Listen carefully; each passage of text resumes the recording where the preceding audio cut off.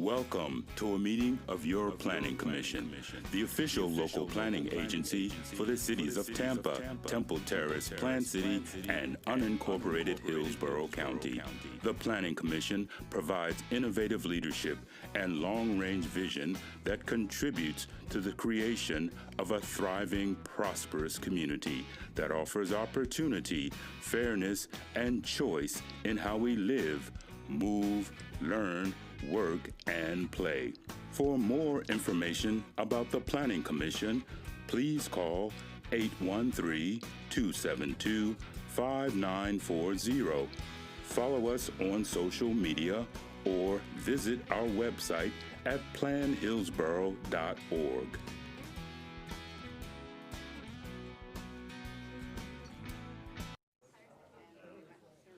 Welcome to the July 29th regular meeting of the Hillsborough County City-County Planning Commission. We thank you for attending this meeting. Your comments and participation are encouraged. For those attending in person and wishing to speak on any agenda item, please sign the register at the rear of the room and turn off any devices that may be a distraction. To minimize feedback in the audio, all online participants in the meeting will be muted until it is their opportunity to speak. Planning commissioners should unmute themselves to indicate that they would like to speak. Please be sure to state your name at the beginning of your remarks for the benefit of the clerk. There will be an opportunity for members of the public to provide comments. When your name is called, you will be unmuted when it is your turn to speak. Please wait until the chair calls on you to begin speaking. State your name at the beginning of your comments and adhere to the time limits. If anyone has difficulties or is watching via HTV and would like to provide comments to be included in the record for the local government hearing, please email them to planner@plancom.org. For action items, the meeting will be conducted as follows. The agenda item will be introduced. Staff will give their presentation with a 15-minute time limit. The applicant will be given the opportunity to make a presentation with a 15-minute time limit. Following presentations, members of the public may address the Planning Commission when recognized by the chair.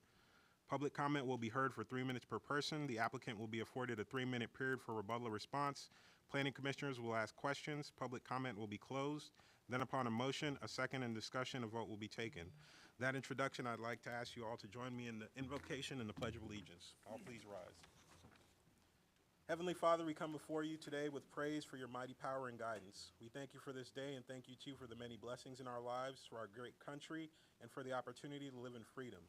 We ask for your blessings on our leaders, and we ask that you give each one of us here today the wisdom to make the right choices so that our decisions will be in the best interest of the people of Hillsborough County. Amen. I pledge allegiance to the flag of the United States of America and to the republic for which it stands, one nation, under God, indivisible, with liberty and justice for all. All right, with that, I'd like to ask the clerk to please call roll. Bowden. Here. Buzza. Cardenas. Here. Kona. Here. Fernandez. Kress. Lauk. Here. Soria. Here. Sebian. Orton. Lori Belangia for Michelle Orton. Rodriguez. Here. Joseph. Here. You have a quorum, sir. Thank you. All right. We didn't have anyone sign up for non-action items on the agenda, and we have only one action item, and that is item 1A, Temple Terrace Board of Adjustment Member Terms, Land Development Code Amendment, and the presenter is Unica Mills. Good evening, Commissioners. Unica Mills, Planning Commission staff. I am here to introduce Miranda Anaya from the Temple Terrace Planning staff, who will review the Land Development Code Amendment regarding the Board of Adjustments. Once she completes her presentation, staff will come back up and make a consistency finding.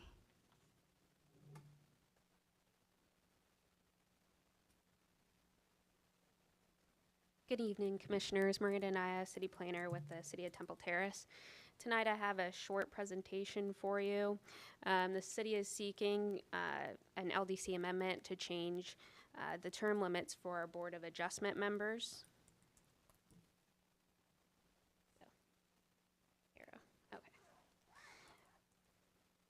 And it comes in two parts. The first is changing the time for each term that the members serve for from 2 years to 3 years. And the second is to change how many terms each member can serve. Currently, it's 2 terms, and we're proposing 3 terms. That's it. If you have any questions for me, I'm glad to take it. We also have our assistant city attorney here today. Thank you.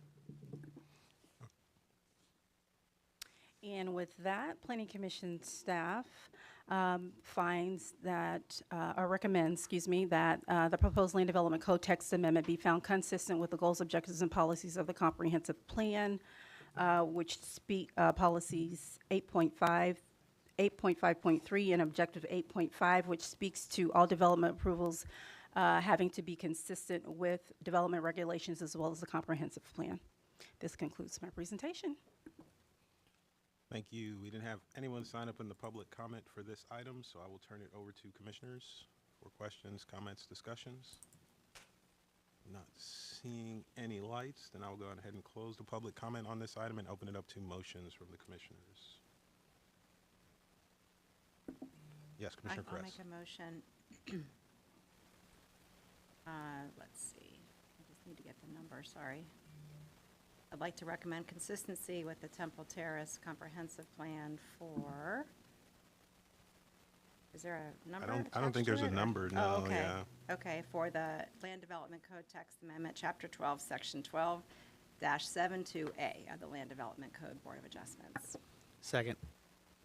All right, we have a motion of consistency finding by Commissioner Kress, a second to that by Commissioner Kona. Are there any discussions, comments from the commissioners?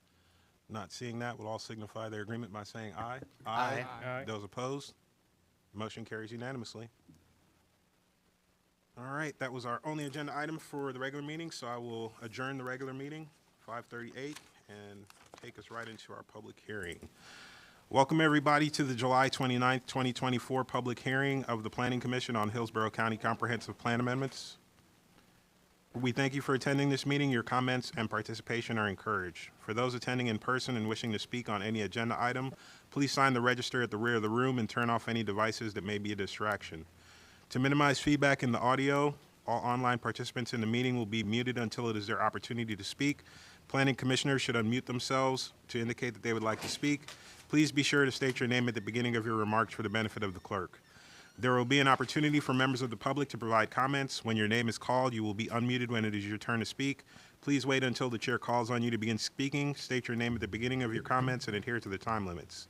If anyone has difficulties or is watching via HTV and would like to provide comments to be included in the record for the local government hearing, please email them to planner@plancom.org.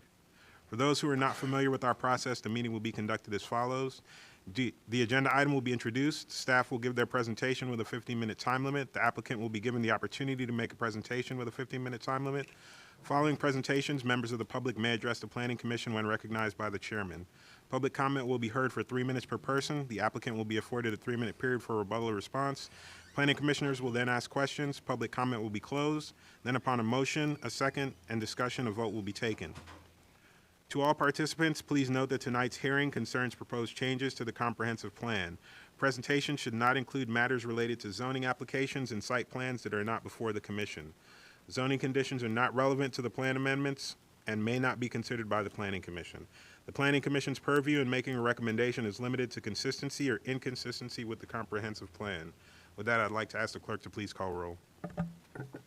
Bowden, Here.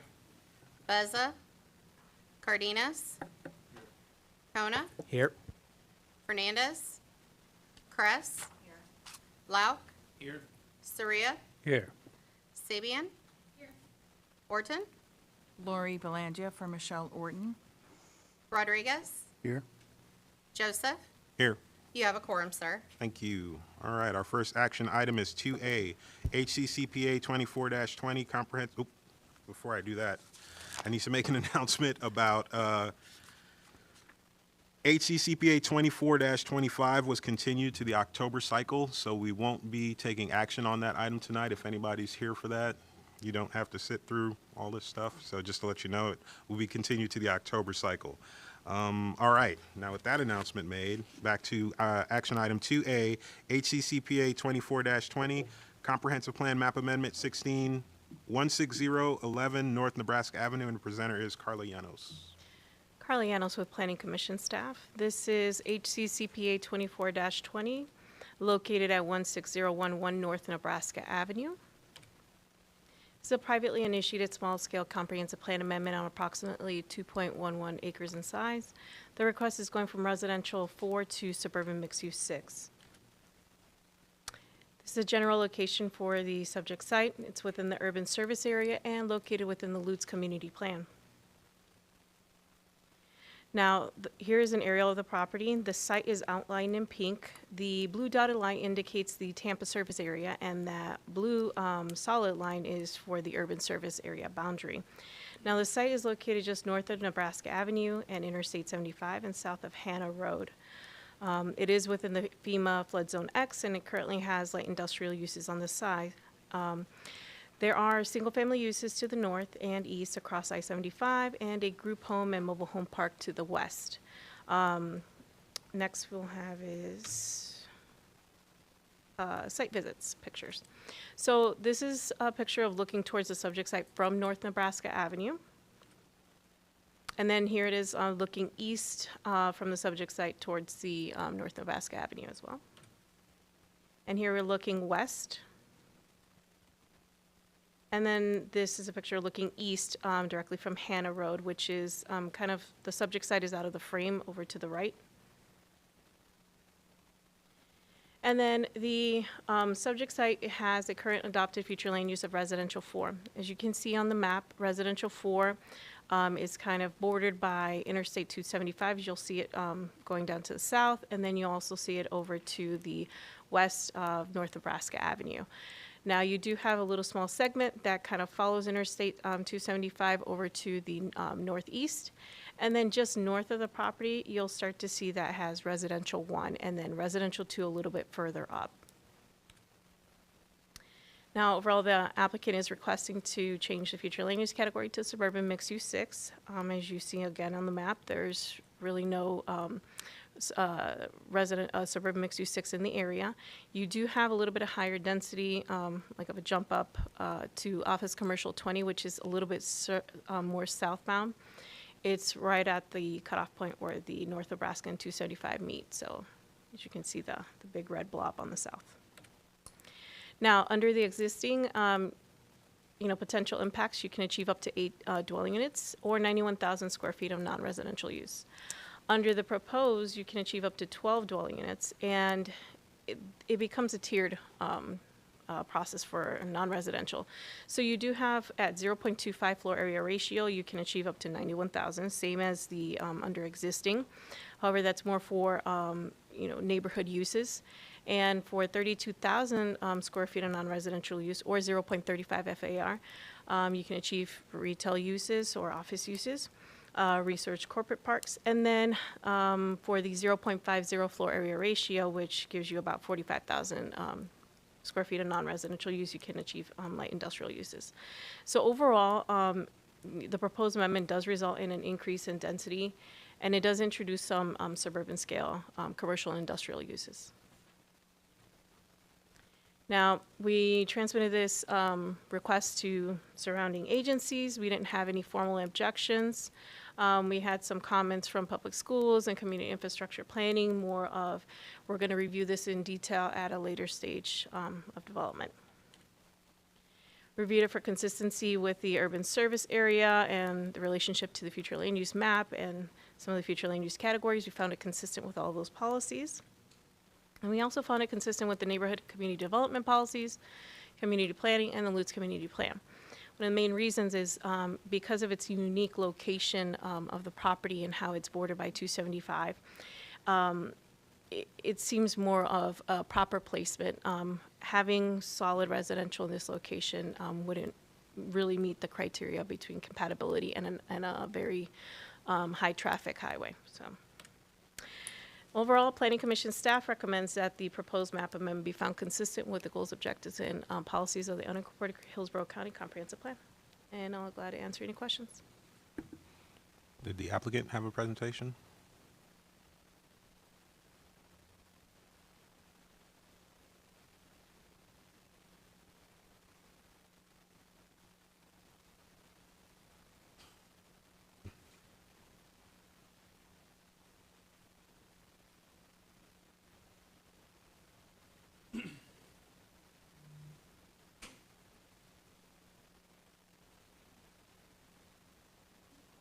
Mike.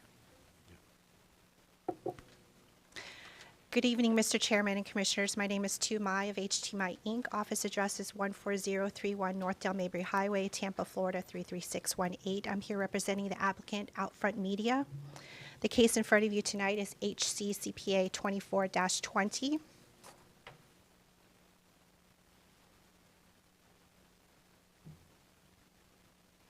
It's on. Subject site is 2.11 acres and is located north of North Nebraska Avenue, west of I-275, and south of Hannah Road. It's located within the urban service area and in the Lutz Community Plan. The subject site is currently zoned commercial general with a future land use designation of Res 4. The applicant is requesting to change the future land use designation from Res 4 to SMU 6 to allow for the installation of a billboard on site next to I-275. To briefly highlight how this request is consistent with the goals, objectives, and policies of the unincorporated Hillsborough County Comprehensive Plan, consider the following. As I stated, the subject site is in the urban service area, which meets Objective 1 of the future land use element. Policy 1.4 defines compatibility as the characteristics of different uses, activities, or designs which allow them to be located near or adjacent to each other in harmony. Thus, the proposed use is consistent with this policy direction. The surrounding area has a variety of uses, including residential, light commercial, heavy commercial, and light industrial uses.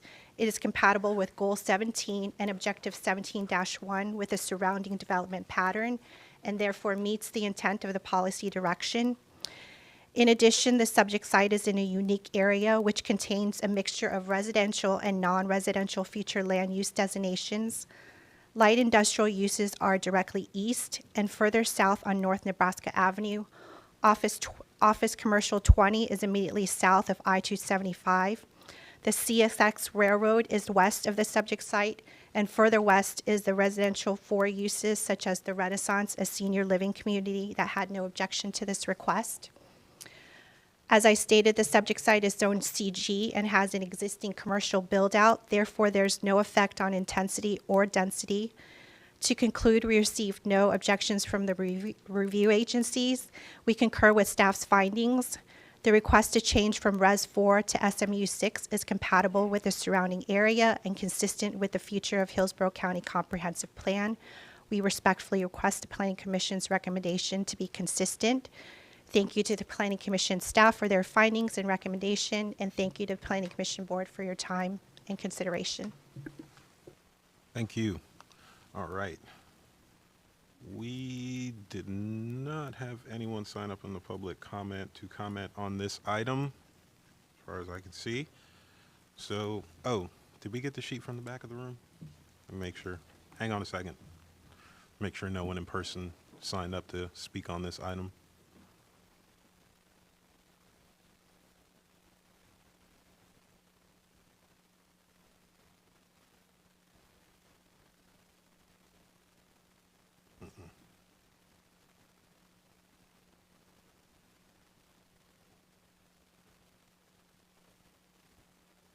No one, all right, so we didn't have anyone sign up in person, so I will turn it over to the commissioners for discussions, questions, comments on this item. Commissioner Lau? I'm curious, for Res 4 versus Suburban 6, this is for staff. I'm sorry to make you get up.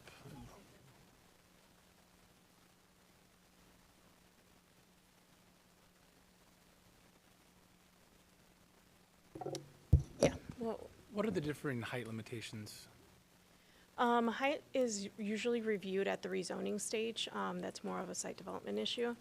What we look in terms of compatibility when we do review for that rezoning is we look at, the surrounding uses, like how high do they have their buildings in comparison to whatever the applicant is proposing. So that's precisely why I'm asking. If I think about this area, it's chocked full of single resident or single-story buildings. I think there's maybe a 2-story building across the way, the multifamily structures.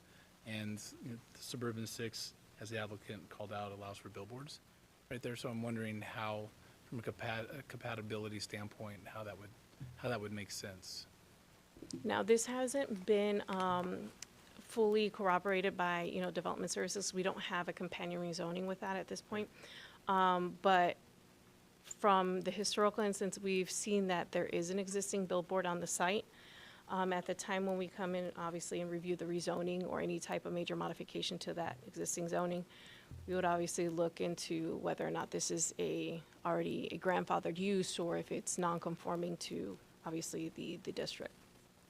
And But maybe the applicant can provide some insight in terms of the historical placement of the billboard. Thank you for that. And when I look at the parcel, I see a lot of Res 4 around it, but I don't see any Suburban 6 anywhere in the vicinity. So I'm wondering how staff got to that also as it being in concert with the existing area, the long-term plan. Correct. Down over to the south, just past Interstate 275, you'll see that there is Office Commercial 20, which is better placed when you're located right next to major highways of that sort.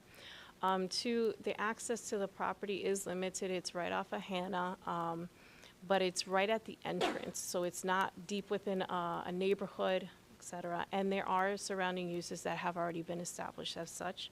Currently, as you see, there is an existing office building already in existence and functioning today. When we took the site visits, we also saw that there was other uses nearby of non-residential use and character. So more of the residential uses are more located to the north. The buildings you described, the commercial facilities and the businesses, the offices are on the south side of the 275 Nebraska overpass, or they're in the north? Let me show you. Thank you.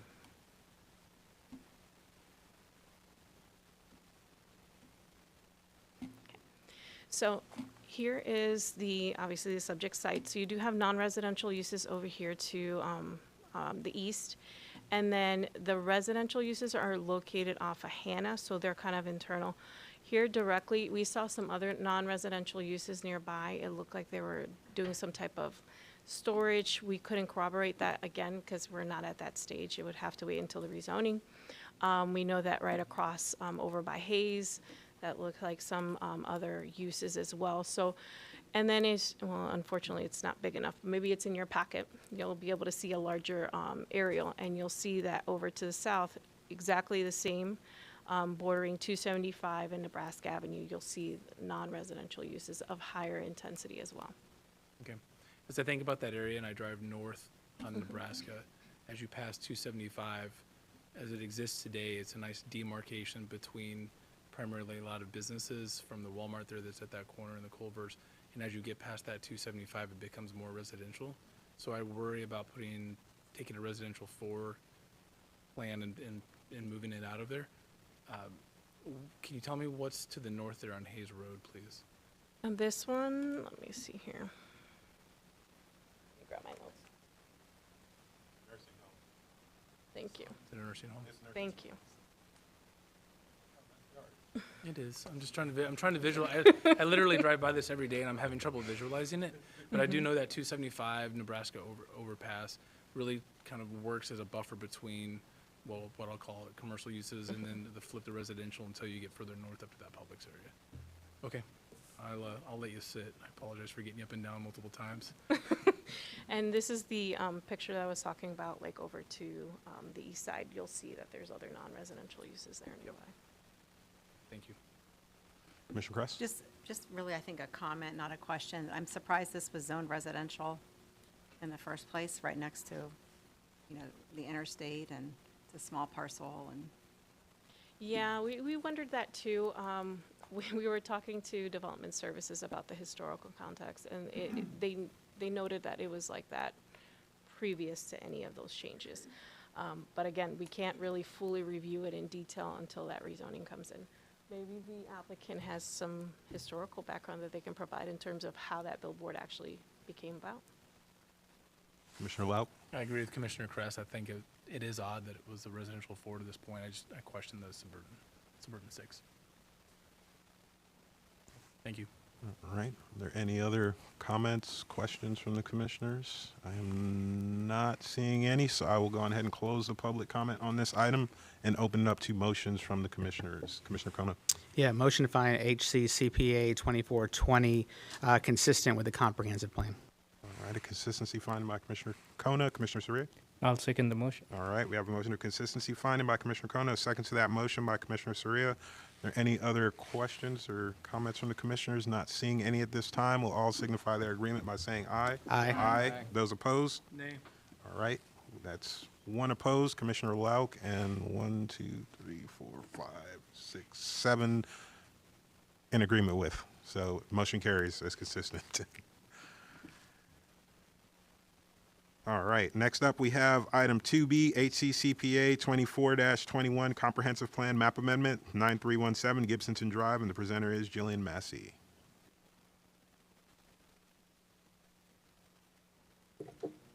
Good evening. This is Jillian Massey with Planning Commission staff, and I'll be presenting on HCCPA 24-21, which is 9317 Gibsonton Drive. This request is a privately initiated small-scale map amendment. It's made up of 6 parcels that total approximately 11.94 acres. The request is to change the land use designation of these parcels from suburban mixed-use 6 to community mixed-use 12. The location of this plan amendment request is in the southeastern portion of unincorporated Hillsborough County. It's part of the April cycle of plan amendments located in the urban service area and within the limits of the Gibsonton Community Plan and South Shore Area-Wide Systems Plan. This is an aerial photo of the site outlined here in pink. It's located on Gibsonton Drive and bound by Old Gibsonton Drive to the north, and Interstate 75 is to the east. Surrounding uses mainly include single-family residential and the Alafia River to the north. Single-family is to the west and southwest. Interstate 75 to the east, and single-family is further east. To the south is light commercial and strip retail, including a Walmart plaza and a movie theater. Further south is also single-family residential. This photo was taken facing east towards the subject site from Gibsonton Drive. This photo is taken north of the subject site from Old Gibsonton Drive, where you can see some of the single-family residential development that abuts the Alafia River. This photo is taken directly west of the subject site from Gibsonton Drive. And this photo shows south of the subject site from Gibsonton Drive, where you can see the light commercial uses, including a shopping plaza, a movie theater, and a Walmart. The site is located in the suburban mixed-use 6 land use designation. It allows for consideration of residential uses, suburban scale neighborhood commercial, office uses, research corporate park uses, light industrial, and mixed-use projects. Neighborhood commercial uses are subject to locational criteria in this designation. Surrounding land use categories include suburban mixed-use 6 to the north and to the south, residential 4 to the west, and residential 6 to the southwest. There's one pocket of community mixed-use 12 in the northeast quadrant of Interstate 75 and Gibsonton Drive, where you can see the darker pink here. The request is to change the site to community mixed-use 12, which allows for consideration of the same uses as suburban mixed-use 6, but introduces the consideration of community-scale retail commercial. Neighborhood commercial uses are not subject to locational criteria under this designation. This slide outlines the potential impacts of the requested land use change. Currently, under the suburban mixed-use 6, the site can be considered for up to 71 dwelling units, or approximately 260,000 square feet of non-residential uses. The floor area ratio in this category ranges from 0.25 to 0.50, depending on the proposed use. The change to community mixed-use 12 would allow for consideration of up to 143 dwelling units, or approximately 260,000 square feet of non-residential uses. The proposed amendment will increase the potential residential density and introduce consideration of community-scale retail commercial uses. The proposed plan amendment has been sent out to all of our reviewing agencies, and we've received no formal objections. And all of the informational comments that we've received are in your packet for your reference. Planning Commission staff has reviewed the proposed amendment and has found it to be consistent with several goals, objectives, and policies in the comprehensive plan. Objective 1 of the future land use element discusses directing 80% of the county's growth to the urban service area. Associated policies under this objective, as well as in the community design component, discuss how that growth is to be compatible with the existing development pattern. The policies under Objective 16 discuss protecting existing neighborhoods and communities and those that will emerge in the future. The site is proposed to be in a mixed-use land use category, and Objective 19 of the future land use element discusses how all development and mixed-use categories shall be integrated and interconnected to each other. Lastly, the proposed amendment is consistent with the goals in the livable communities element, specifically in the Gibsonton Community Plan, which aims to improve and enhance its neighborhoods and develop appropriately scaled commercial development, and the South Shore Area-wide Systems Plan, which aims to maintain housing opportunities for all income groups, as well as analyze, identify, and market lands that are available for economic development. And based on the considerations mentioned in this presentation and in your staff report, Planning Commission staff recommends that HCCPA 24-21 be found consistent with the unincorporated Hillsborough County Comprehensive Plan. And this concludes my presentation. If you have any questions, I'd be glad to answer. Thank you. Does the applicant have a presentation?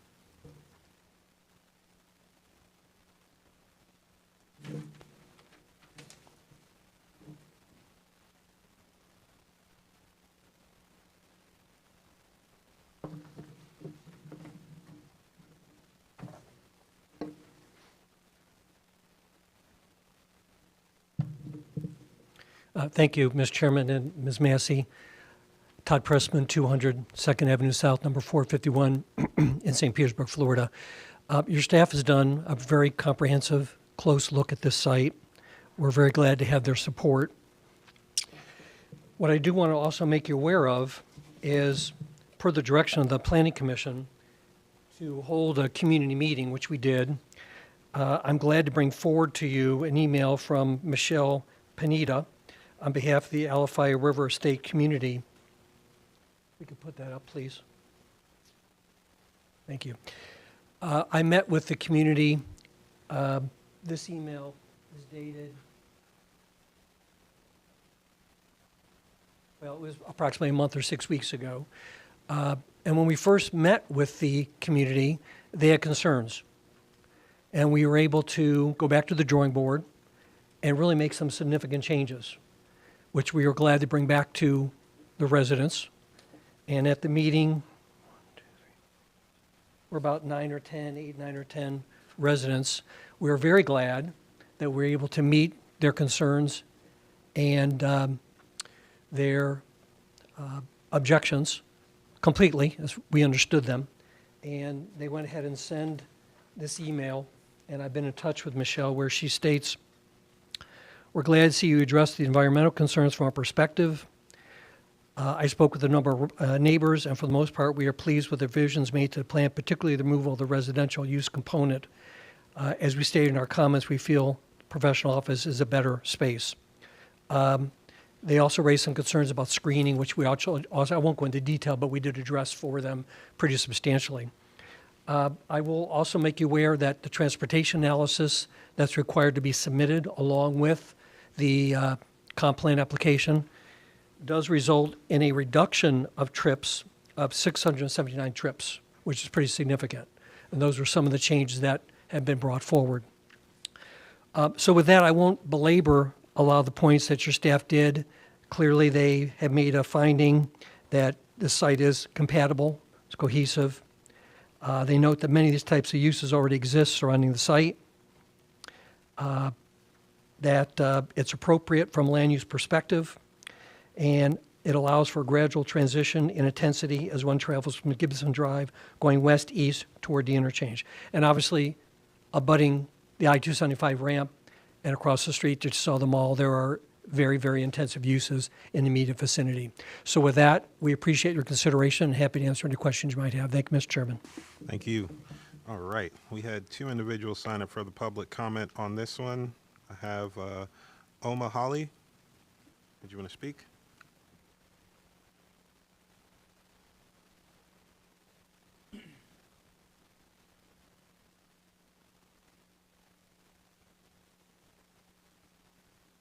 Don't forget to state your name for the clerk. You have 3 minutes. My name is Oma Hawley, O-M-A Hawley, H-O-L-L-E-Y. My address is 9908 Alafai River Lane, Gibsonton, Florida, 33534. The concerns that I have at this point is this piece of property is abuts to I-75 exit. The road right in front of it on Gibsonton Drive is the lane coming off the interstate. Traffic will not be entering whatever is developed from that lane, I don't believe, because it could back up then onto the interstate. You know, it would be a long backup. They would have to come down to Old Gibsonton Drive, which is just around the corner, you know, like it's on the back side of the development. And Old Gibsonton Drive is a quarter to half a mile long. It's a 2-lane road. There's no sidewalks, there's no curbs, there's nothing. It's just a 2-lane road. That is the only exit the houses that exist to get out if there is a fire, if we have to evacuate for flood. Now, we're in flood zone D, like David, which is great, but evacuation zone A, that we need to get out right away. Because if anything were to happen at the beginning of our road, there's no other way out. The interstate is right there, we can't get to it. The only way you could get out then is if you leave your house and go into the river to escape. So that is the only way out of where the existing houses are. We're not a lot of people, it's not a lot of houses, but there are houses there. We have had a fire in the woods at the beginning of that road, Old Gibsonton Drive. Fire trucks came, they're very close, they're a block away, and they had it under control. But if they did not, there's no other way out. So that's my major concern. The road, if there is any increase in traffic from anywhere, because there's nothing out there now, can't handle it. You know, it's not a well-made road. It's, you know, just for little residential people. But anyway, that's my concern. I've always been concerned about if we had to get out, would we be able to evacuate?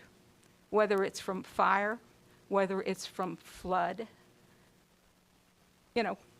And then when you figure out if we had to evacuate and we're told to evacuate, the road in front of us is Gibsonton Drive, which is major road. And everybody has that as the evacuation route to leave and get on the interstate. I'll be finishing. For us, Little Road, to get in that rain of traffic would be hard to get us into it. Hopefully there'd be a policeman stopping people and let us get out, you know. But anyway, that's it. That's my concern. All right, thank you. Thank you. All right, next up, we have Bob Hawley.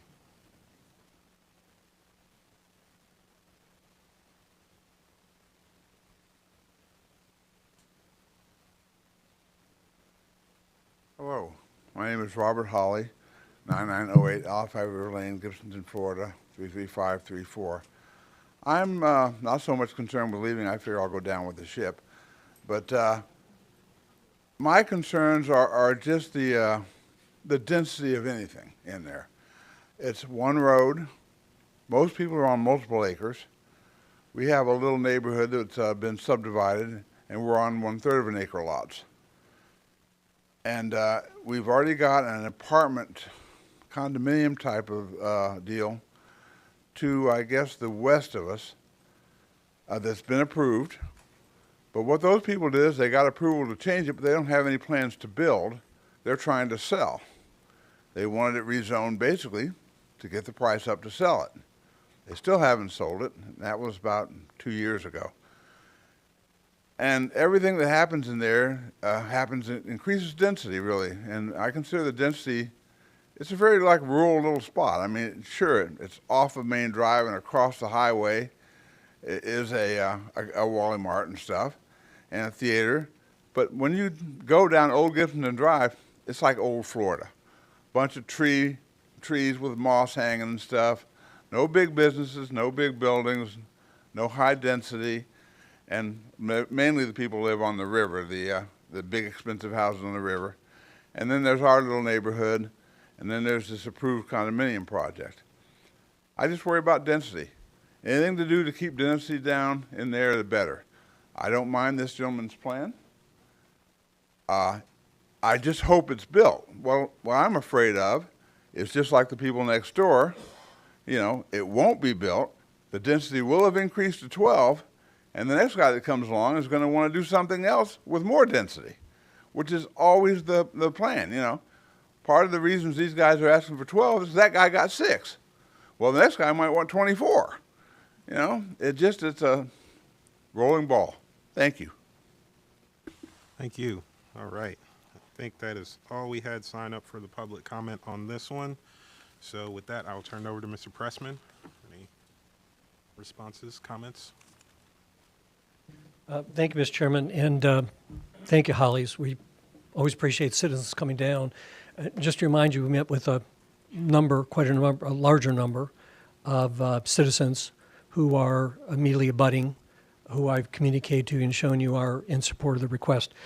The good news here is, as I've shown you, per the transportation report, is that there's over 600 reduction of trips because of what's proposed at the site. And we are SMU 6 now.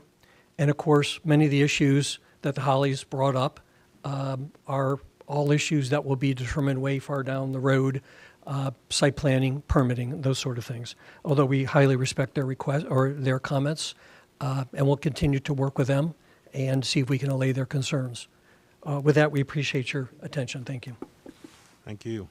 All right. I will turn it over to the commissioners now. Commissioner Sieben, I see this. Mr. Pressman, does the developer have any plans that have been communicated to you to improve or change the roadway at all as it relates to the development? No, there's been no discussion or reviewing of roadway improvements at this point. It's only been the comp plan amendment, and a PD plan has been also submitted, but that's in its early stages. It has been submitted? Yes, correct. Does that reflect any roadway changes? No. Okay. No. That's something that would be determined in the future. All right. Commissioner Cardenas. Whatever their development is, is the plan to go out that way, or are they going out the front side of it? Wherever it is that they're going to be exiting that property, what do you have an idea where that would be? That is on the Gibsonton Drive. There clearly is no access onto the I-75 ramp. Yeah. That's clearly not going to happen. So there is one main access point at Gibsonton Drive, which is fully capable of carrying the traffic. Got it. So they won't be actually using the road that the old Gibsonton Drive doesn't? Oh, yes. Old Gibsonton Drive will be used, correct. Will be used. Yes. Okay. All right. Were there any other questions or comments from the commissioners, curiosities? I'm not seeing any at this time, so I will go on ahead and close the public comment on this item and open it up to motions from the commissioners. Commissioner Kona. Yeah, motion find HC CPA 2421 consistent with the comprehensive plan. Commissioner Lauk. Second. All right, we have a motion of consistency finding from Commissioner Kona. Second to that motion of consistency by Commissioner Lauk. Are there any statements, comments, questions from the commissioners before we vote? All right, we'll all signify their agreement by saying aye. Aye. Aye. Those opposed? Motion carries unanimously. All right.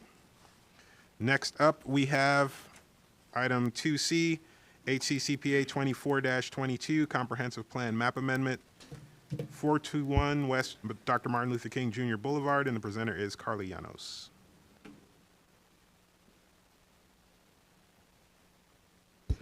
Carly Llanos with Planning Commission staff. This is HCCPA 24-22, located at 421 West Dr. Martin Luther King Jr. Boulevard. It's a privately initiated small-scale comprehensive plan amendment on 4.25 acres in size. The request is going from residential 6 to suburban mixed-use 6. The general location for the subject site is within the urban service area, part of the Sefner Mango Community Plan, and it was originally part of the April 2024 cycle, as you can see on the screen.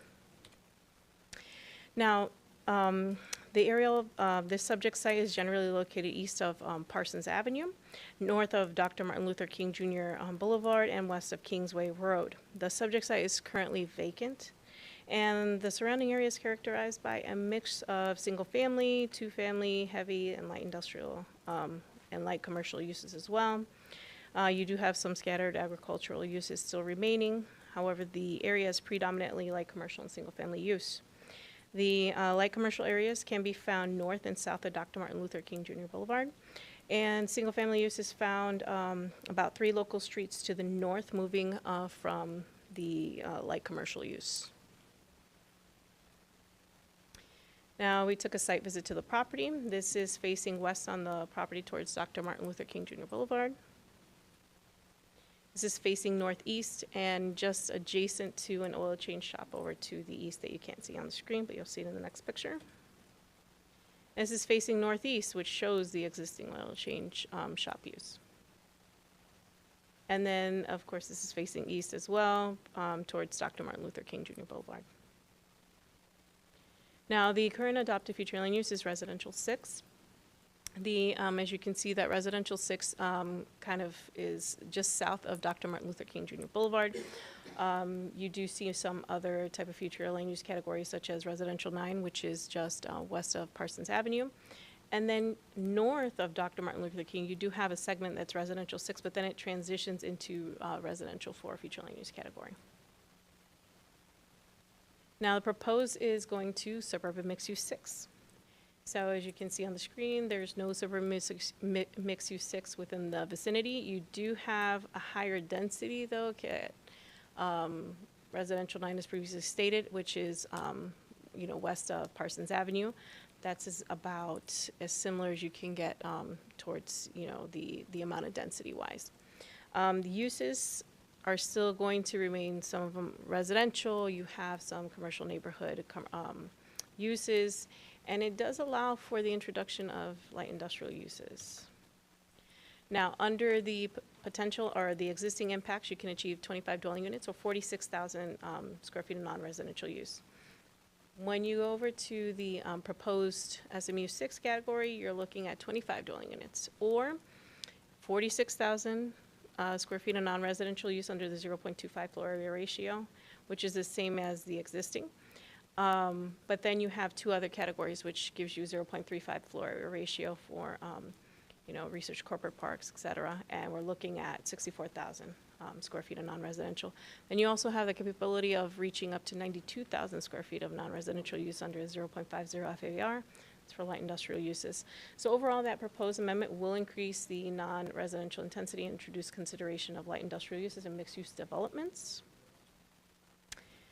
We did send this out for agency review. We didn't have any formal objections to the request. And we reviewed it for consistency with the urban service area policies. We reviewed it for consistency with the neighborhood and community development. And overall, we found it consistent. Why? Because in the urban service area, this is where you want to, direct, 80% of the county's growth towards. Neighborhood development, we're looking at the policies, is it compatible with the surrounding residential? Residential starts north, as previously mentioned in the future land use map that I showed you. It's way up north, about maybe 2 or 3 streets over, and that's where you really see that single family use start transitioning. This is located right off of Dr. Martin Luther King Jr. Boulevard, where you want to see your commercial uses, et cetera.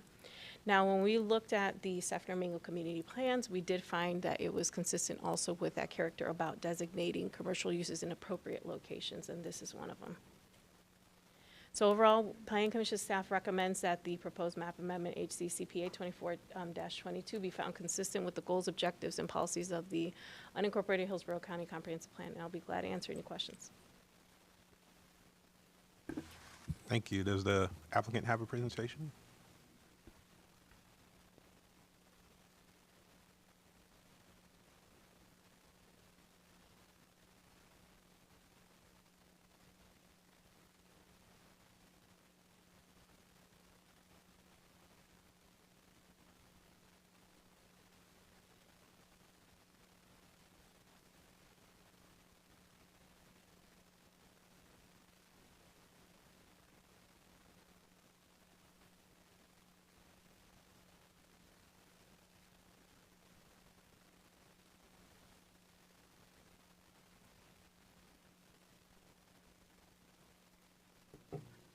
Thank you. Mr. Chairman and board members, Todd Pressman, 202nd Avenue South, number 451 in St. Petersburg, Florida. Ms. Lanos has done a good review of this request. We are located in the Mango-Seffner area. This is as the property appraiser has it. You'll see immediately to the immediate right is a number of buildings that serve as storage, mini storage, but storage as proposed here. That's probably one of the most predominant elements that you see on the aerial, just straight up. And I've noted mini storage warehouse. There's a Dollar General, and Ms. Lanos showed you the auto service site. And the site is located immediately on the left as indicated.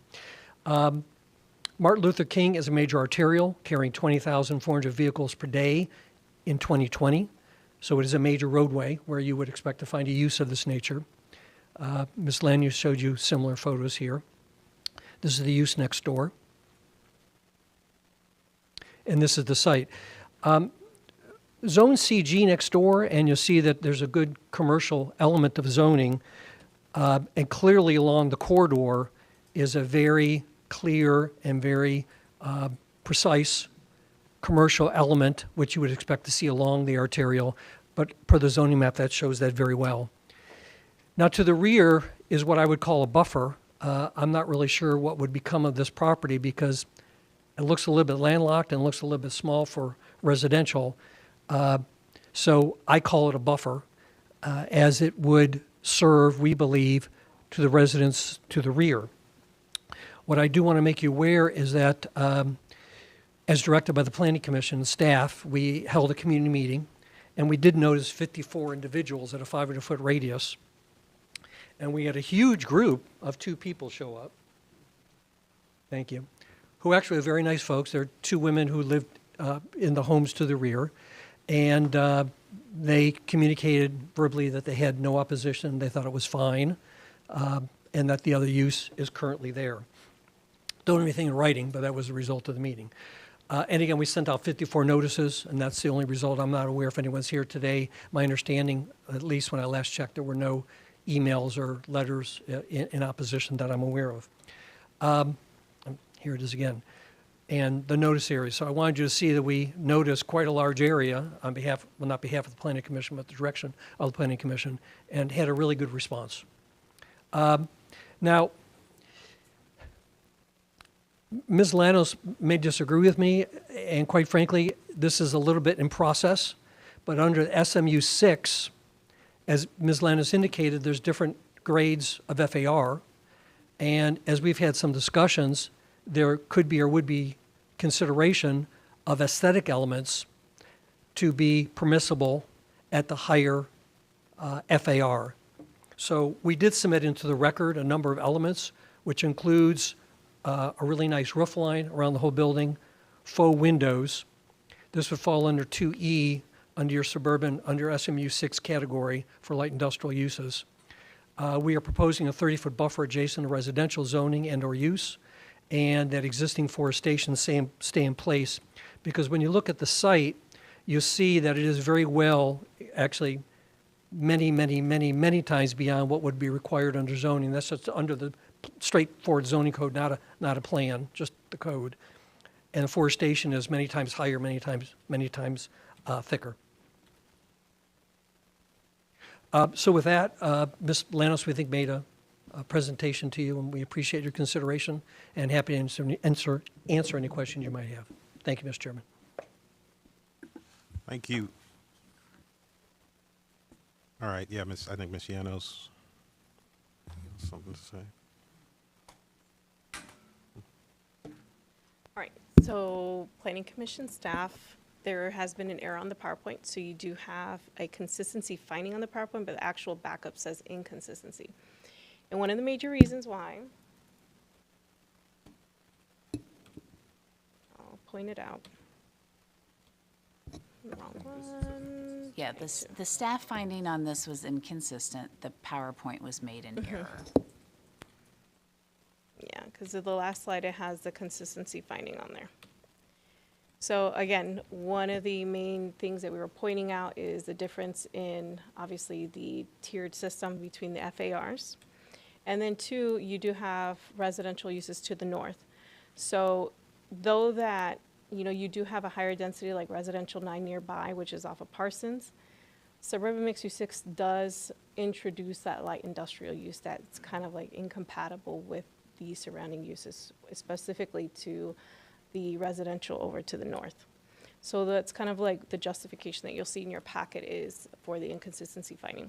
I apologize for the mix-up. I am presenting on several PowerPoints this evening, so it might have got mixed up between I was copying over. Okay. You have any questions? All right. With that, I will turn it over to the public for public comment, and we had only one individual sign up virtually, and that is Grace McComas. Is Grace McComas on the line virtually? I am. Can you hear me? Yes, we can. You have 3 minutes. Please go ahead. Okay, I'm very glad to hear the last comments because I was having a small heart attack. As one of the citizens, my name is Grace McComas, and I live at 8050 Old Darby Street in Steffner. As one of the citizens that formed the Steffner Mango Community Plan, I must oppose this amendment change.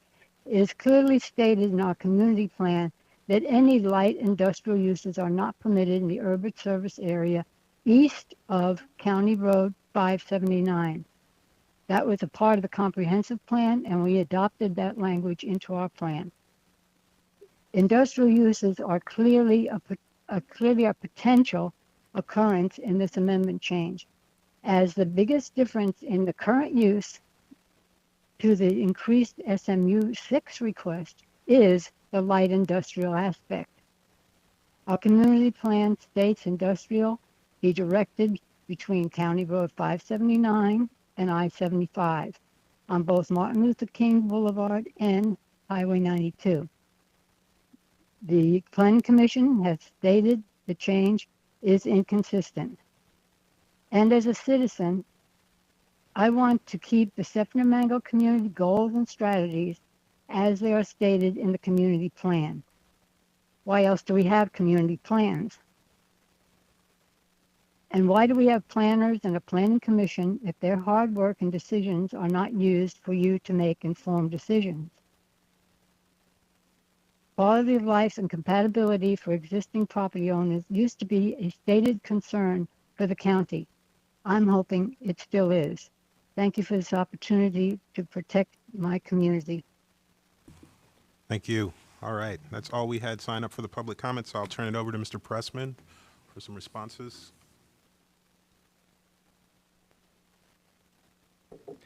Thank you. I spoke or communicated with Ms. McComas quite a bit. I may be wrong, and I respect her. We certainly respect her comments. Certainly the case. But I don't believe. I may stand corrected, but I don't believe that she's a nearby resident, and she was speaking, as I heard it, on a broad basis. I think it is important that we notice 54 individuals by certified mail with letters in a packet. Or letters that were specifically drawn by your staff, and we had an outstanding response. Clearly, a unanimous response as far as I'm aware. The issue of compatibility, I believe, comes down to that first aerial. A storage facility is a storage facility. A storage facility is a storage facility, and that is exactly what our neighbor is. And we have a buffer behind us.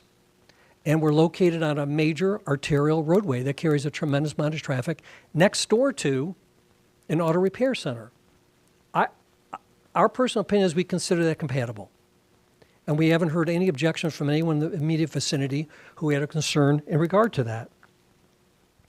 Also, when you read your staff report, when they refer to the Steffner Mango Community Plan, they note the community plan seeks to support infill development and redevelopment within the urban service area while providing compatibility with existing uses. I believe that we do meet that standard.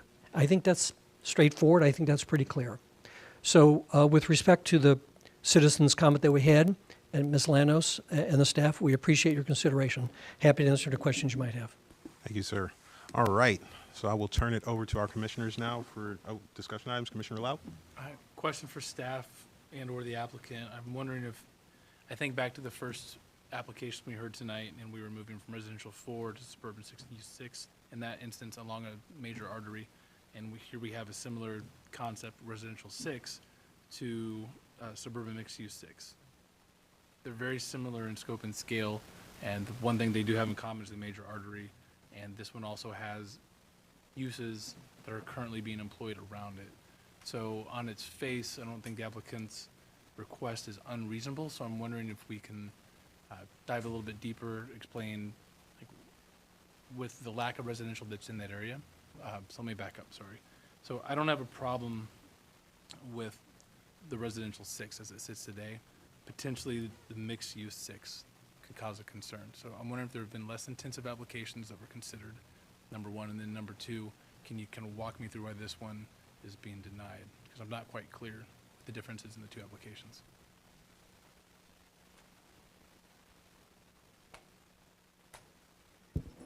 So the suburban mixed-use 6 category allows for certain districts under the zoning to accommodate for.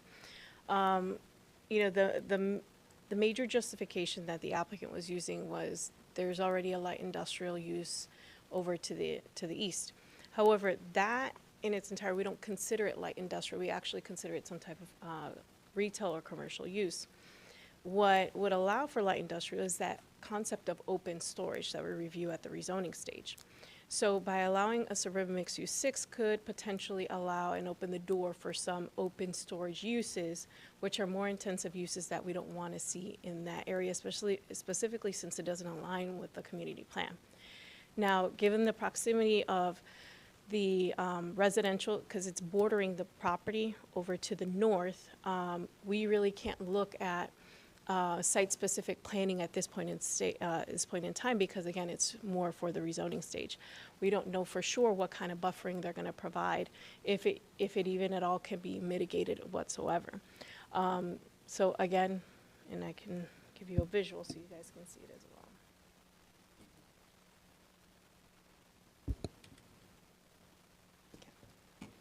So even though access is located off of Dr. Martin Luther King, and again, he's using that as justification, it's really insufficient to allow for commercial intensive uses like higher intensity along this area, specifically since it's envisioned to be light commercial uses, quasi-public institutional uses, more of that neighborhood serving type of commercial uses, not industrial. And I understand that when you look at the existing land use map, it might show a light industrial category, but that's how the property appraiser categorizes their uses in particular. Again, as stated, we consider this more of a general or a retail commercial use. So it's different. We don't see any light industrial uses anywhere nearby. It's more of light and commercial uses. So that's where the justification came from. Does that kind of help answer some of it? It helps quite a bit. Storage is not considered a light industrial use in application?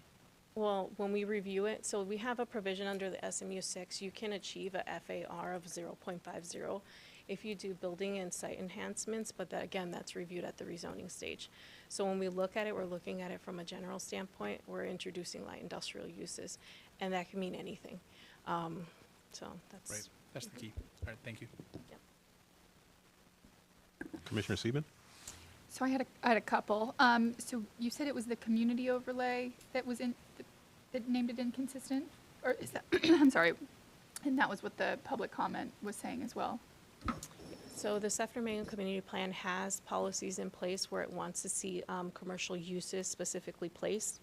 They identify Dr. Martin Luther King Jr. Boulevard as one of them. Light industrial uses are located exactly the way Grace McComas had mentioned, over by County Road by 579 and Interstate 75. So it doesn't fit in this area. It's more eastward. Okay. Another question was, are those single-family homes located to the west along Martin Luther King? It's hard to tell from this map. Yes, there's some scattered single-family homes. There is also two-family as well, and you do have a few agricultural uses still remaining in the area as well. Okay, and then my last question is, I think probably maybe for Mr. Pressman, but does the applicant own the buffer lot that you referenced in your presentation? You mean the one to the north? Yes. Okay, so that buffer lot, that's a good question, Mr. Pressman. Can you answer that one?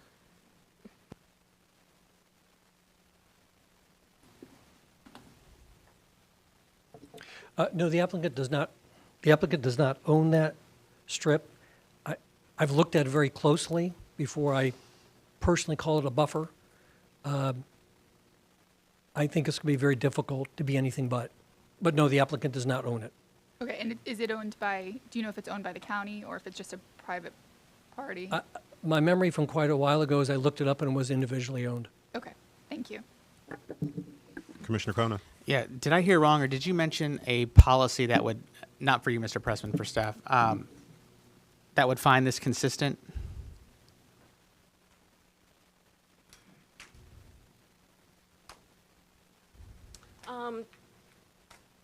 In terms of the policies, when I wrote the PowerPoint, I wrote it as consistent. Obviously, it was a typical graphical error. It should have been inconsistent. So the policy that I was stating is the one that designates commercial uses, specifically in this area. It doesn't allow for industrial type of uses in this area, just commercial.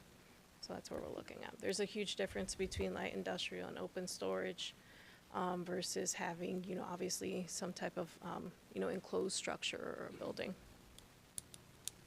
Okay, thank you. All right. Are there any other questions or discussion points on this item? I'll remind everyone that if we are going to go against staff, we definitely need some policies, something objective, something to tie it to. I'm sure Ms. Zornita has some ready because I've seen her little fingers going crazy over here. If anyone needs that, you can ask her for that. But seeing, is that a comment? No, I'm just itching to make a motion. All right, then I will go on ahead and close the public comment on this item and open it up to motions from the commissioners. Commissioner Lau. Thank you, Mr. Chair. I move that we find HC CPA 24-22 inconsistent with the Hillsborough County Comprehensive Plan and forward to Hillsborough County Board of County Commissioners. All right, that's the motion of. Second motion. All right, motion of inconsistency by Commissioner Lau, a second to that motion by Commissioner Bowden. Are there any questions, comments, clarifications? Commissioner Cronin? I'll just mention one thing. I understand there's mistakes made, but when I look at the agenda and I see something that's consistent, I really don't dig too much into the details after that. So then to have it turned around as inconsistent with really no real notice, I find that to be a little bit of a problem. So the staff report in the agenda packet did find it inconsistent. It Right, was but the PowerPoint that we all looked at Right. showed it consistent. So that's kind of like my first thing. Sure. I really dig Understood. in the details of the inconsistent ones because that's where the challenges are. So I would just mind us to be a lot more careful when it comes to that. And I know there might be some other issues tonight that I have issues with as well. So I just to let you guys know, I think that we need to be a little bit more careful there. All right, thank you, Commissioner Kona. All right, so just a quick reminder, the motion is inconsistent by Commissioner Lau, and the second to that was by Commissioner Bowden. Any other comments or questions, clarifications from the commissioners? Oh, Commissioner Cardenas? Before we go to a motion, I figured we should have some conversation on it. Well, we're ready at the motion. Yeah, no, usually you close it and then we say we have conversation on it instead of going straight to a motion. No, once public comments closed, usually. Oh, okay. Yeah. I guess I must have missed that. Yeah. Did you want to have more conversation? You can state what you want to state now. Well, You can make a comment no, now. it's just my only thought is we're constantly looking for places to add more industrial. This is a conversation we've had several times that we're at a lack of industrial space. This area, if you look at it on the map, it is kind of a mix of a lot of different things. And this is in an area that looks to me, especially with that buffer behind it, that whole front side looks like over time will continue to go more and more industrial with all the growth that we're having. So I think it's something to consider. All right. While we're still in discussion, Commissioner Kona? I'm going to vote no on the inconsistency. So I'm just letting folks know that, in case it fails, that I'll come up with another motion. Okay. Commissioner Lau. I think at the end of the day, residential 6 is probably wrong for this particular parcel. Moving all the way to suburban mixed use 6, I think is the mistake that's being made, similar to the first one that we heard tonight. And that's why I voted inconsistent on the first one, and that's why I think this one should probably be labeled as inconsistent. It's too intense of a use for that area. My thought is, I don't know if staff would want to prepare some sort of larger amendment for this area, and I'm not suggesting that you guys do more work, but, you know, if we do, you know, as a group feel like residentials may be inappropriate for MLK, then maybe there is some other future land use that would make sense in that area as a whole, but it does feel a little bit like spot zoning, for lack of a better term, just choosing one land use category that's completely different from all the rest of them to make a change to today. So yeah, that's my comment. Certainly. I want to emphasize that within the residential land use categories, some non-residential uses are permitted. It is just limited in the scale of them to those that are neighborhood serving commercial uses, office uses, residential support uses. So that's why you see offices and some retail, commercial, even mini warehouses are allowed as within the residential land use category. But your point is well taken that that this may be a stretch of road where the land use needs to be revisited, and certainly if that's something you all wanted to request us to do, we could do that. Yeah, thank you. Commissioner Lau? I think that's a really important point that you just made in terms of the uses and the commercial uses that are available under residential 6. And I would like to see more of those things called out in the presentations. So it's in the packets, and if you read through the packets, you can see residential 6 has a variety of different uses, up to commercial and some dwellings. But suburban mixed use 6, we talk about what will be allowed when we go there, and we usually talk about in terms of like density, but we don't talk about applications and uses. And I think that's an important fine point. So that really underscores the point I made earlier. When you think about suburban mixed use 6 in this area, you're introducing potentially intense industrial is kind of a strong term, but you would introduce industrial where it doesn't really exist today, right? Say what you will about storage units, but you don't have big trucks coming in and out with diesel blowing gas and drilling and things like that. You'll see in industrial properties. All right.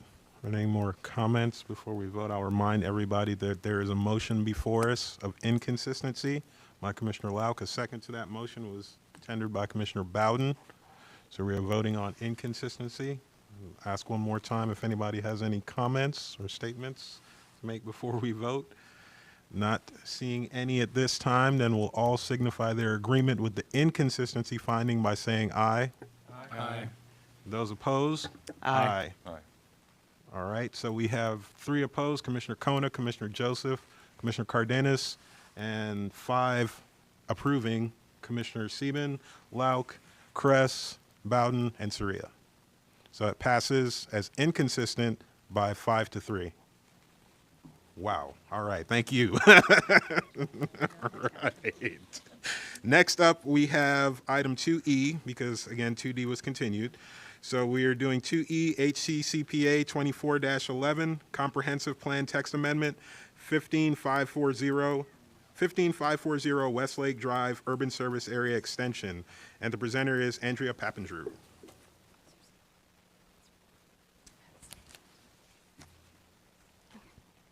Good evening, Andrea Papandrew, Planning Commission staff.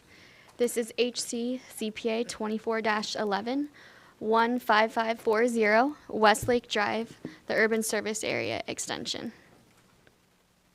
This is a privately initiated text amendment to expand the urban service area boundary by 541.81 acres and is associated with an accompanying map amendment 2410, which Jay Collins will present right after me for this.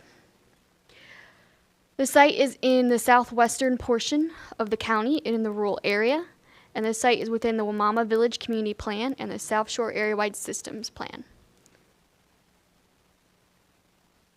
Current adopted policy direction, the future land use element, is to direct new growth into the urban service area.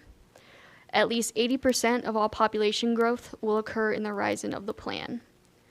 Development in the urban service area is typically 4 dwelling units per gross acre or higher and has urban infrastructure such as water and sewer. The comprehensive plan update identified the need to expand the urban service area to accommodate future population growth. The site before you today is within the Wamama Village Residential 2 and the Residential Plan 2 future land use categories, which allows consideration of 2 dwelling units per gross acre, which is higher than typical rural densities. Development in these future land use categories must meet certain requirements, such as connecting to water and sewer and community benefits. So this is an aerial of the subject site for the text amendment. The blue line is the existing urban service area boundary. Site is outlined in pink and is east of Westlake Drive and south of County Road 672. So the text amendment would bring 541.81 acres into the urban service area, requiring at a minimum connection to public water and sewer. So Plan Commission staff received no objections for this amendment. We did receive comments from the agencies you see on the screen before you: Conservation, Environmental Lands Management, School District, Community Infrastructure Planning, and Public Utilities Administration. And all of these comments are in your packets. So the proposed amendment, the plan today has 10 criteria adopted in Policy 2.2 that outline the standards for requests to the urban service area. A new Goal 1 of the proposed future land use, which will go back to the Board of County Commissioners on August 8th, deals with evaluating expansion in the urban service area. So this new language is not in effect, and staff have been advised that it's our role to review plan amendments based on a language that is adopted at the time of filing. Staff does recognize that some of the current criteria have changed for that new proposed future land use Goal 1, and we did mention this in our reports. Per the Board of County Commissioners' March memo on our urban service area expansion, Plan Commission staff are finding for the updated horizon of the plan is that the urban service area would need to be expanded. WVR2 is one of the first areas to be looked at for expansion because it's a 2-tiered land use category, so it allows for higher density and urban service areas. Our staff is currently working with county staff on the urban service area expansion study that is separate from the plan amendments before you tonight, and that study is just in the beginning stages, so you'll see it at future meetings. So staff did review this request based on the existing plan criteria and the future land use element, and any information received by the applicant and reviewing agencies. So the proposed amendment is consistent with the following objectives and policies of the comprehensive plan. Proposed expansion will facilitate objective 1 being met by increasing the vacant developable land to meet future population demands, and at a minimum that 80% growth is within the urban service area. It also meets the intent of objective 2 and its policies and the timing of growth, and the evaluation of any proposed urban service area expansion. There are 10 criteria under this policy 2.2, and the plan amendment meets all of those criteria. The site is adjacent to the urban service area with existing residential 4 development to the west. Comments received from the county's Public Utilities Administration state that public potable water and wastewater service exists within a quarter mile of the site.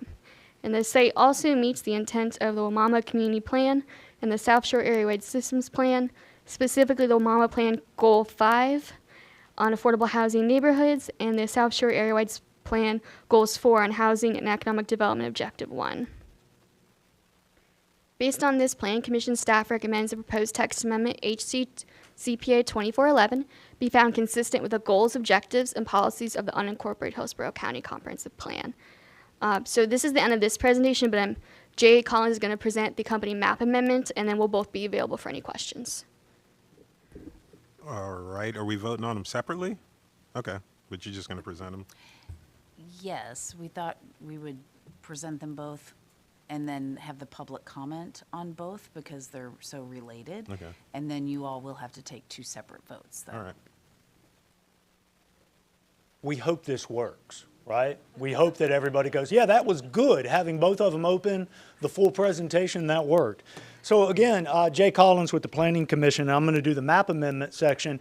We are going to dive a little bit into Waimama Village Residential 2, which has a land use. Some of you may be going, I've heard of it, but I don't know a whole lot about it. And over the weekend when you were reading your packet, you got a primer on it. So we're going to go through a little bit of it. And hopefully, if I can go through some of that, Carla won't have to stand so much, and we'll be able to get through this a little bit quicker tonight. So again, this is the privately initiated portion of this. It's a regular map amendment. The acreage is a little bit different because again, there is already some property that is within the urban service boundary and some property that is not, and that property that is in the urban service boundary being WVR2 is being changed over into residential 4 as well. There's also just a smidge of residential plan 2. No land use is inconsequential. However, this is a minute amount of residential plan 2. Same area, again, the Waimama Village Community Plan and the South Shore Area Systems Plan. This is the aerial, again, agricultural and vacant land that we have here. You can see the urban service boundary is the blue line there to the west. You will also notice if you look to the very southern part of this photo next to that blue line, but on the east side, that is actually a subdivision. There it is. That is a subdivision in WVR2. There's also a subdivision running north in WVR2. And across the way is Valencia Lakes. Valencia Lakes is a large residential subdivision that is residential 4 in the urban service boundary. We're also going to talk a little bit about some of the other lands immediately south, immediately east, and immediately to the north of the subject site. They are owned by Hillsborough County. They are currently ELAP properties, Environmental Lands Acquisition Protection Program. Every time I forget it. But one of the things that we'll talk about a little bit are buffers and compatibility. Again, when you're a buffer to the natural environment or are you a buffer to other residential home sites out there? Pick your poison, right? A little bit about where we are in the site. Again, there are some agricultural uses that are there. Here we are looking north. Looking west at the subject site, again, this goes over into Valencia Lakes, large suburban style subdivision that's over there. And here we are south of the subject site looking up Westlake Drive. Again, the newer subdivision, one of the newer subdivisions is there on the right, built 2020, 2022. When we go into the, and then one more, this is looking back south towards Balm Scrub, again, one of those ELAP properties that we mentioned. So this is land use that we've got here. So again, you know, tonight we've talked about residential 4, SMU 6, CMU 12. So let's talk a little bit about WVR2. Waimama Village Residential 2 came into existence in 2007 with the actual creation of Waimama's community plan. What was it before that? Because the land was there, but there wasn't a land. No, there was a land use. It was Residential Plan 2. Right, before, and the reason it became Waimama Village Residential was specifically for Waimama's community plan. It was a carve out of some of that land use.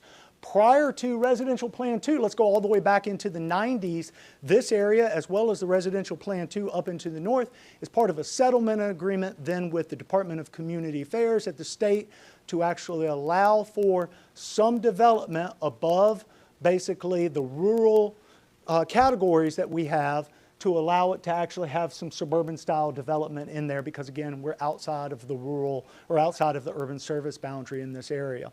It is a 2-tiered land use category. Base density within the rural area is 1 to 5. This land use has a base density of 1 to 5. If you meet the intent of the comprehensive plan as well as the zoning code, you have the opportunity to go up through a rezoning to 2 units to the acre. So this is a time that we can take a step back and people, you know, you may be thinking to yourself, it's interesting, I've never actually seen a land use amendment to or from WVR2.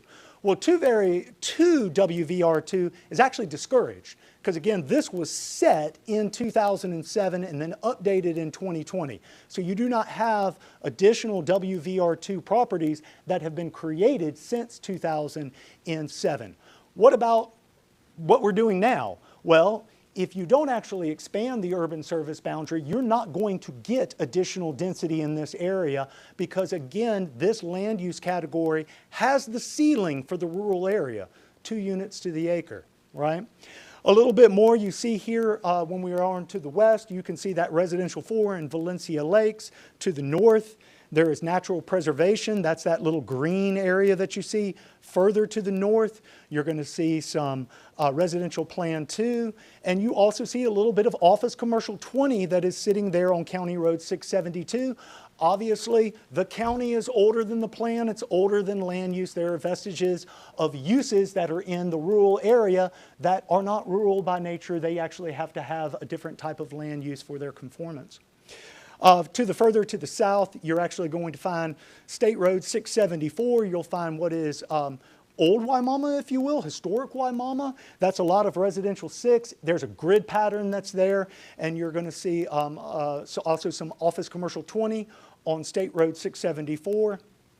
If we continue even further off to the west, you will hit US 301. So again, we've got some very large roads in this area. So a little bit more about some of this. And again, this shows the residential 4 on that site and that 2-tiered land use that we talked about with it. Again, you need to actually go through the comp plan and go through the code to allow you to get to 2 units to the acre. The code is built specifically for WVR2, just like the land use. So in the unincorporated comprehensive plan for Hillsborough County, within the future land use element, there are policies specific to WVR2. Within the livable communities element for unincorporated Hillsborough County, there are policies specific to WVR2. Within the land development code, there is policy specific to WVR2. So again, it is that nature of this category. So let's go up a little bit about the existing. Here under WVR2, if you met all of that policy in that LDC, you would have the opportunity to go up to 1,100 units. Potential under residential 4 effectively doubles that to 22. One of the things about WVR2 that you are asked to do is basically cluster by another name. So in clustering, you're actually asking yourself to put, while you have 2 units to the acre as a gross, you might be building where you're putting the actual neighborhoods in WVR2 at 3 or 4 or even more units if you're using transfer of development rights in those areas. So again, it's not apples to apples, but there is definitely some compatibility with the built environment, the way a WVR2 suburban style development comes in and the way the residential 4. But again, we do have an effective doubling of density that you have here.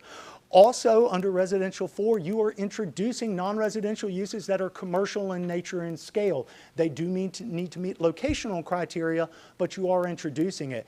WVR2 in this particular area does not allow for consideration of commercial uses. The Waimama Community Plan is explicit in that it is looking for WVR2 to build a residential base to actually support commercial development along 674, to redevelop 674.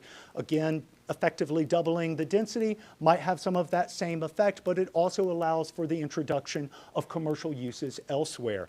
One of the last things, again, in this about some of the differences between these categories are community benefits. Community benefits are explicit to WVR2 and explicit to the Waimama Community Plan. What they are basically saying is that you're in the rural area. You will build a suburban style development in the rural area, so we should actually aspire for some of that infrastructure to be built into it, whether they are trails, schools, parks, or if you're looking at actually providing additional space for community gathering spaces in the subdivision. Much of that can be met through residential 4 at the zoning stage, but again, by actually removing WVR2 and introducing residential 4 and moving the urban service boundary in this area, the community benefit options would be effectively removed from this piece of property. Again, a variety of comments. There were no objections. From Conservation and Environmental Lands with the ELAP, there is a rather robust buffer that currently exists with WVR2 against ELAP.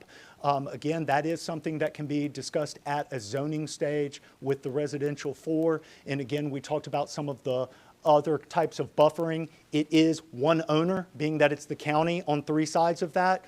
Think of it in the respect of if you had 10, 15, 20 different owners who each own 10, 15, 20 different acres in that area. School district current and future capacity. The school district acknowledges that they have capacity issues in South County. They have been working feverishly to actually address those issues over these past couple of years.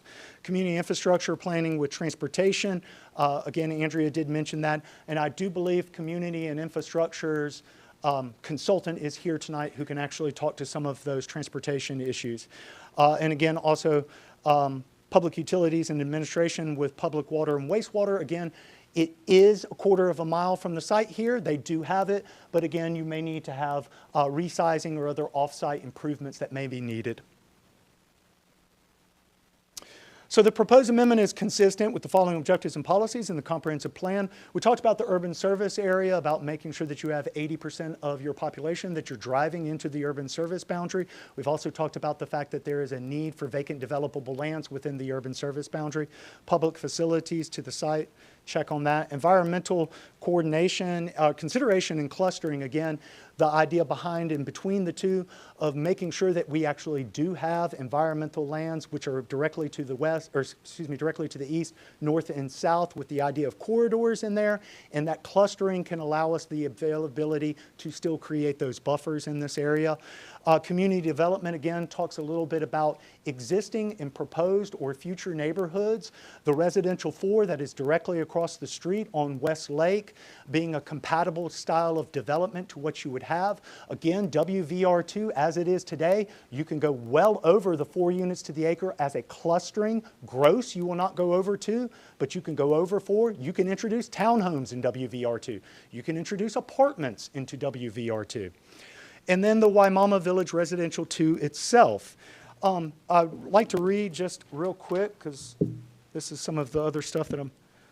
So again, the intent of the category in policy 48.1, prioritize the timeliness and appropriate of the land use, the zoning growth, and the development within the rural service area.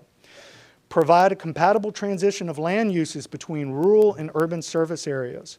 Provide a rural character, encouraging opportunities for continued agriculture. Offset biological and ecological impacts of new development. Maintain sufficient water quality and improve where possible. Provide an interconnected system of native habitat, preserves, greenways, parks, and open space. Provide multimodal mobility options and connectiveness that reduces impacts of new single occupancy vehicle trips. Encourage and support non-residential uses within downtown Waimama along and in proximity to State Road 674. Create efficiency in planning and in the provision of infrastructure.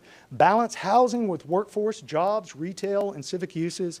And lastly, provide a variety of housing types to support residences of diverse ages, incomes, family sizes, and lifestyles. It is a land use that effectively throws the kitchen sink at everything. This is an area that has a lot of juxtaposition. And this is one of them that we talked about with the amount of environmental that's around it. But there's also other areas where you will talk about different types of compatibility. There's the areas that we're looking for increases of density. And finally, before we go into the final consistency of it, I would again like to mention the fact that we are currently studying the expansion of the urban service area, and the first phase of that study, directed by the Board of County Commissioners, is this area, the WVR2, as well as the areas to the north, the Residential Plan 2 communities. And with that, Planning Commission staff recommends that the proposed map amendment be found consistent with the goals, objectives, and policies of the unincorporated Hillsborough County Comprehensive Plan. I thank you for your time, and this concludes my presentation. Thank you. All right. Do you have some? I'm just going to pull the PowerPoint. Oh, okay. The applicant have a presentation.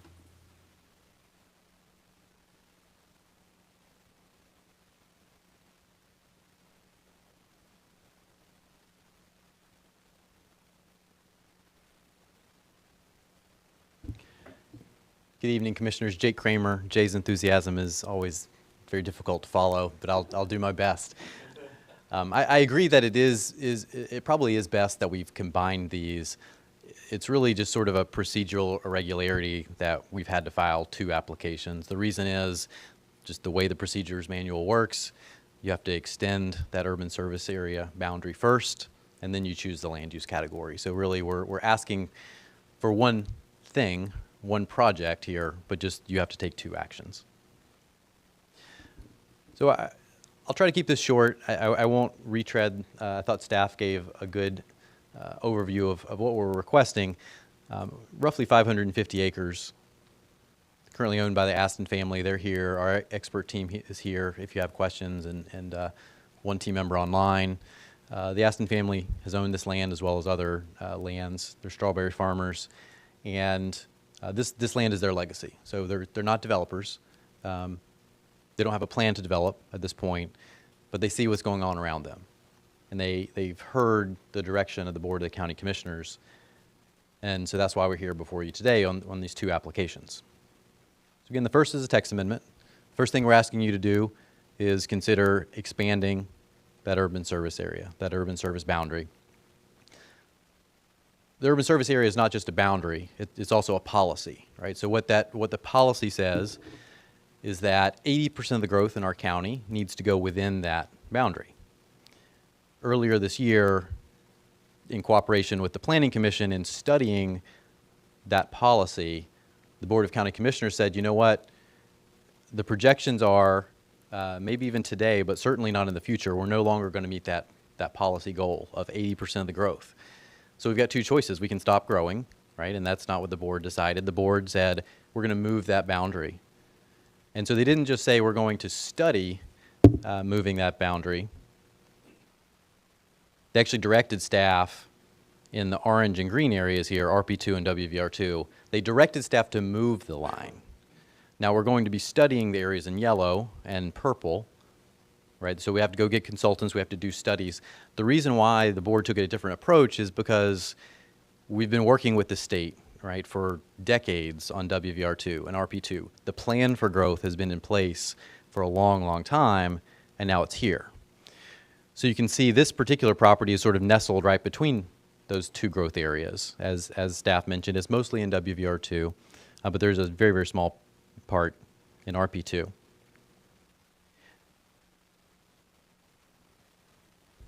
Now here, if you remember nothing else about my presentation or what I say tonight, this is the most important slide for this particular property. And each of the properties you're going to hear tonight have their own context.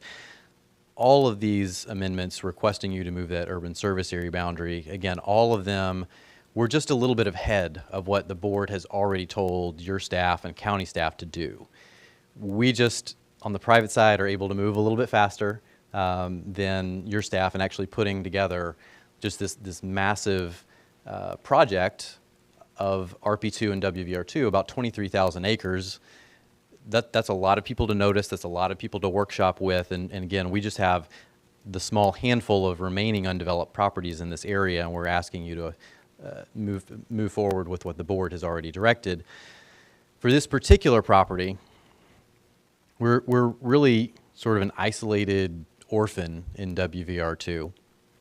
The reason why is we're surrounded by the Balm Preserve, the Balm Scrub Preserve, on three sides. And then the fourth side, you'll see we're sort of creating an island. That's a private wetland mitigation bank. And what that means is those landowners have recorded a document on title. They've committed to the government that that land will always remain in conservation.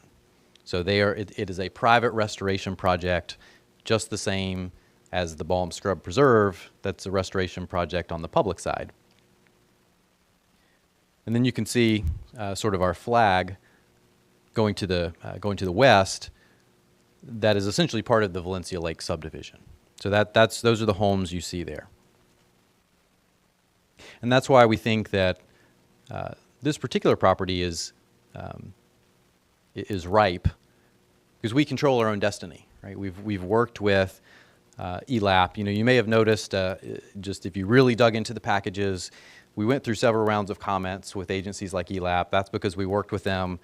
When they got this application, they were a little confused. We haven't done a whole lot of urban service area expansions in the county. And so we worked with them. They had some concerns. And ultimately, we came to the conclusion that any concerns that were out there, those are going to be dealt with at the time of rezoning. And we do have to rezone. So this is not going to be the first time that your staff or the county sees this project if and when it does ultimately develop. So we worked with staff, and this was a little bit tricky because we do have sort of board direction and new policies that aren't in effect yet in how these expansions work. But our analysis on the private side was, well, let's just examine both. And our conclusion was the policies really aren't that different between what's in the plan today and what the board how the board has tweaked it. And we believe that we're consistent with both both the current policies and what we believe will go into effect fairly soon. Again, the map amendment, I don't want to retread a whole lot of ground. Staff did a good job of explaining WVR2. The issue with WVR2 is when you look in the plan, when you look in the Waimama Village plan, when you look in the description of WVR2, it's really a rural category. It's not an appropriate category when you're inside the urban service boundary. Generally, the policy direction in the plan is when you come into the urban service boundary or in the urban service area, you need 4 units per acre. That's really a minimum suburban density to get efficient service of infrastructure. So that's what we're asking for, what is partially on the property today on the west side of the flag. And when we had our community meeting, we had 2 community meetings, by the way, and the feedback that we heard, we had a lot of questions, but really no objections. The main concern was, hey, if you're going to build something here, we really like Valencia. It's a high-quality community, and we would like it to be very similar. So when we explained the R4 categories and how that's the same as Valencia, a lot of folks, that gave them a level of comfort.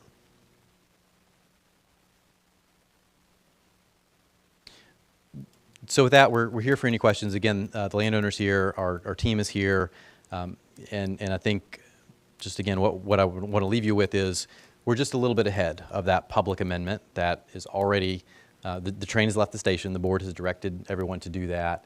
And in this case, we think this is the right property to do it because we can work with that private landowner and ELAP because we have that nice buffer, so we're not going to be impacting any existing neighborhoods.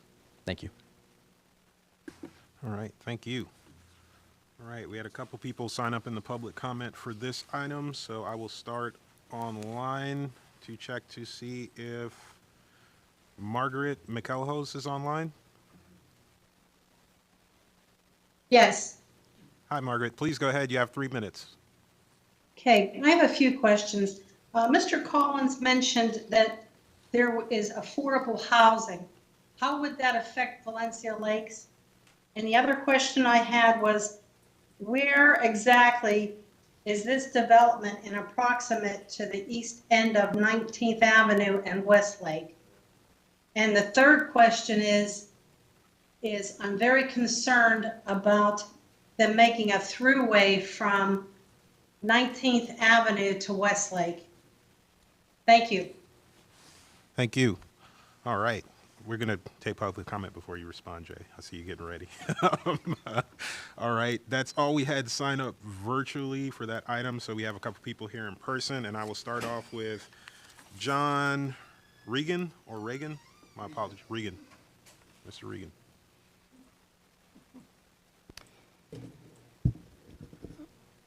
I'm wondering if I can address the 4 urban service area applications all at once, because it's the cumulative effect that affects us. It's your 3 minutes. Yeah, you can go ahead. Okay. My name is John Regan. I live at 5051 Sandy Brook Circle in Waimama, Florida, 33598.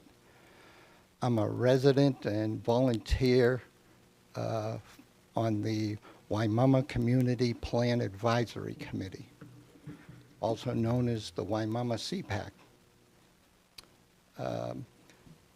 We want to address the 4 urban service area applications. There's 2411, 2413, 24/7, and 24/9. The Waimama CPAC is a representative community and stakeholder, and we represent the stakeholders of Waimama. We have a deep concern regarding the proposed expansion of the urban service area by 2,222 total acres between the 4 applications, particularly associated issues outlined in the recent planning staff report. The first concern is the lack of sustainable development policies. The Waimama CPAC believes the proposed expansion lacks policies to ensure sustainable development, does not address current and projected traffic and transportation issues adequately. Despite acknowledging future capacity concerns by 2045, there is no concrete plans to mitigate these issues in the near term.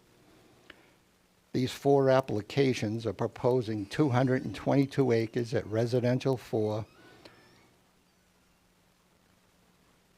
which will result in 8,888 houses, approximately 17,700 additional cars, and 17,700 additional new children, based on 2 per house.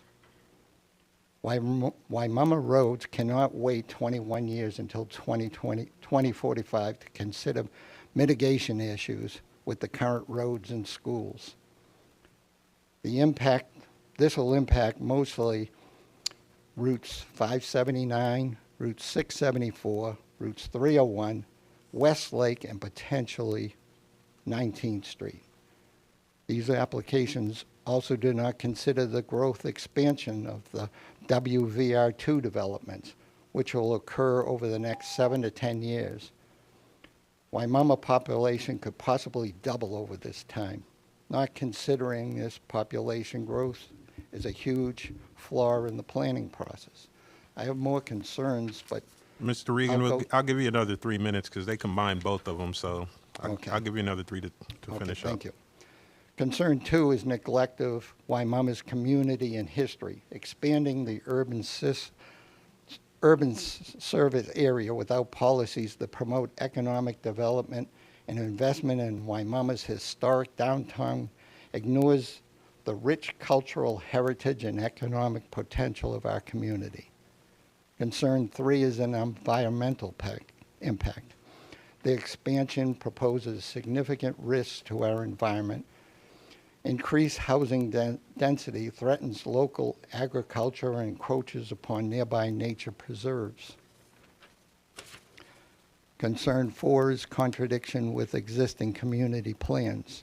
The proposed R4 density undermines existing community plans that advocate for lower housing densities of R2, does not emphasize tangible community benefits.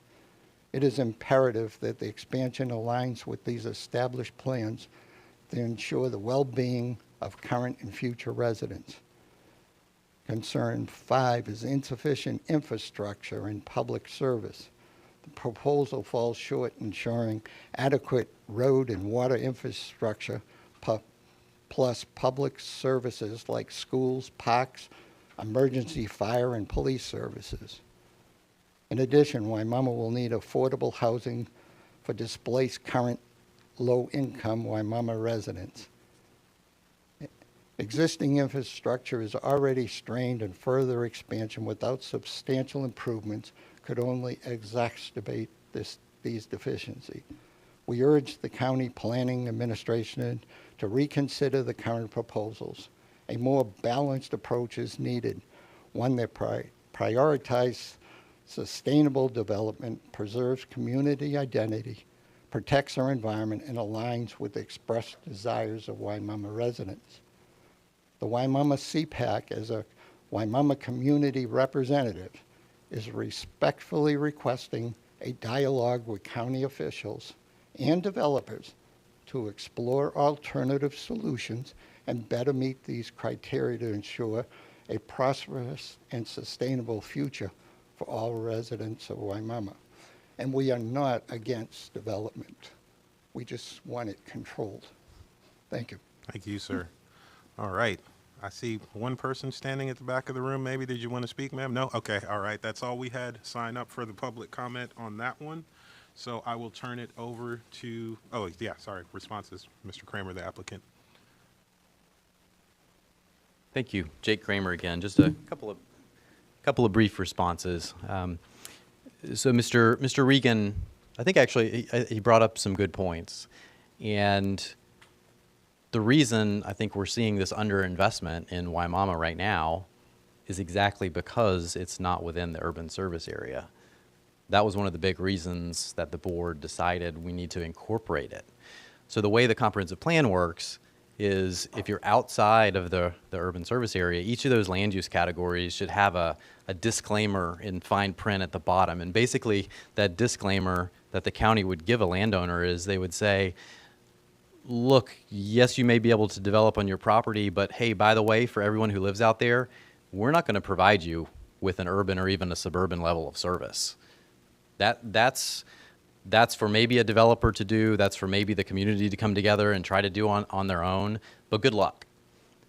But what happens, see, when you bring the property into the urban service area is the county then makes that commitment. The county says, we will provide you with the level of service to get to a standard suburban level of utilities, right? So that's the commitment the county makes, which is the reason that we're asking to be within that line or within that area. And the reason you have to get up to 4 units per acre to do that is because you have to have the efficiency of scale. So that's what the county's been planning for. If you've read the news lately, that's what Tampa Bay Water has been planning for. Tampa Bay Water is building a massive, massive facility in South County because they know this growth is coming. So this fits right in line with what the board's direction has been. This is right in line with Mr. Regan's community to the west, Valencia, and so we'd respectfully request your vote of consistency tonight. Thank you. Thank you. Jay, did you want to respond to the, I actually had a question for you earlier. I heard your name called. Yeah, I try to work a little bit of that for the individual online. Affordable housing is a strategy of the Waimama Community Plan. Affordable housing as a density bonus is only permitted within the urban service boundary. So from Valencia Lakes all the way to the bay, those are all properties that are eligible for an affordable housing bonus with the idea of how we move one land use category as a bonus within the comprehensive plan. Has nothing to do with Live Local, totally different thing completely. That's just a bonus that we have in the plan. In the rural area, we do not have a policy that allows for a bonus of affordable housing, since again, the facilities that are provided in the rural area may not actually meet the intent of an affordable community, transit, whatnot, access to jobs and other types of things. One of the other things that she mentioned was Westlake. Westlake and 19th Avenue don't actually intersect with one another unless you use the sidewalk, because you can't actually walk into Valencia Lakes off of Westlake on the sidewalk. But there's a big berm right there, and the road doesn't connect. So staff actually did reach out. We have not heard back from our partners here at the county to ask the question of how that works within the actual zoning for Valencia Lakes, if it's a condition forever, or if it's something that has the ability for the county to reconsider in the future. We just don't know. I did look personally at U.S. Department of Transportation about work that may be on 674 or on US 301. There's nothing in their 5-year plan right now available online for any improvements in that area. So from what we've heard from some of the citizens, yes, there are some challenges that need to be addressed in this area.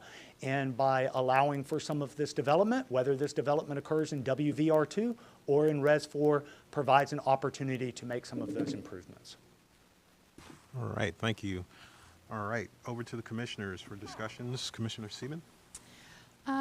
Okay, I had 2 questions. I guess one of them is based on the application, and I think you spoke to this briefly, but is the developer responsible for the expansion and improvement of all utilities? Because it does say in here, I think this is a response, that the unique location of the proposed urban service area expansion limits potential county service costs, and those costs are expected to be covered by current connection impact fees upon development. The applicant will work with Planning Commission and county staff to agree upon the meaning of full cost recovery and what information must be provided to assess criteria compliance. I was just wondering what that means exactly. Sure. So one of the Jake Kramer, one of the reasons why there's a distance in the comprehensive plan is because the developer is responsible to bring those utilities to the site. And so we've already worked with infrastructure staff to determine that can be done. and that would be the developer actually bringing those utilities to the site that the county would then provide. We also are responsible for impact fees as well, so impact fees for the roads and infrastructure, and those would also go into that, into the cost recovery. Is that what that usually means, full cost recovery? I don't know if that's a question for you necessarily as much as maybe a question for staff or maybe even, I don't know, development services, I don't know. Well, there's not a definition of full cost recovery. Okay. That's one of the reasons, quite frankly, is the criteria to expand the urban service area changing in the update of the plan. We've removed that term and call for just looking at the capacity analysis and the fiscal impacts. So, yeah, we asked the applicants to address that, but we don't have really a basis to evaluate whether or not that's adequate. And Jay Collins again with staff. If you do have some individual questions about some of the utilities, I believe Mr. John McCary with Public Utilities is available online or was earlier. Okay. I had one other question, but the applicant mentioned that, you know, this application is moving faster than staff would. Would staff have otherwise chosen to add this area to the urban service area if not for this application? Well, this area is under study currently right now. So this meets the letter of what the board asked us to do for the study. And Mr. Kramer is correct, his applicant went quicker than we did. So, but that is what is before us, right? We can't pick one way or the other. So in essence, what they are doing is informing what we are doing, or is it the other way around, right? So they're out in front of us and they're asking for it now. They did not want to wait until 2025 when we are doing publicly initiated amendments in this area. Thank you. Commissioner Bowden. This is for staff. The question, and I want clarification in regards to the as you expand the boundary, what I overheard you say that the WVR to the community benefits are no longer. So, and earlier we talked about the Mango Sefner and how their neighborhood plan is different, but, you know, so the expansion of the boundary overrules the neighborhood plan, from what I hear. Well, no, this property would still be within the Waimama community plan, but the only land use that uses the community benefits is the Waimama Village Residential 2. The community benefits do not convey with the land, they convey with the land use. So it's still in the Waimama community plan, it's just when you change the land use from WVR2 to residential 4, it falls under a new set of criteria within the comp plan. It will no longer be looked at under some of the policies that we listed in here, under all of the policy 48 and all of that going down. It won't have that anymore because it will no longer be WVR2, it would be residential 4. Now I'll say this about that. A lot of the community benefit options are the certain types of groceries, if you will, that you're trying to get in the urban service boundary, right? We're talking about parks. We're talking about trails. We're talking about gathering places. So these are all things that can still be negotiated or are required at a zoning, whereas in the rural area, there's a different set of standards. Get that. I guess and this goes back to zoning, you know, will that be required in that? I know this is not the place to have that conversation, but, you know, this could be a slippery slope as we go down in everything, then those community benefits become nil based on zoning. Well, again, I cannot speculate what Mr. Kramer's client wants to do with that property. Correct. However, the community benefits in WVR2 are a condition of zoning. So later on tonight, there is one, you're not zoned, but some of the other properties currently have some zonings on them, and there are Berry Bay and some of the others where there actually has been, through WVR2, has community benefits that are existing on those entitlements that are there. So again, it's not quite an apples and apples, but the reason part of the community benefits were created with the help of the Waimama community was because it wasn't envisioned to come into the urban service boundary at that time. What we were looking at was how can we get urban services in this area under the WVR2? If we bring them into the urban service boundary, while I wouldn't say it's a moot point, there are many of those community benefits that are to be something that you would find either a direct urban service or something that can still be negotiated. Okay. So what I hear is basically a catch-22. It's a possibility.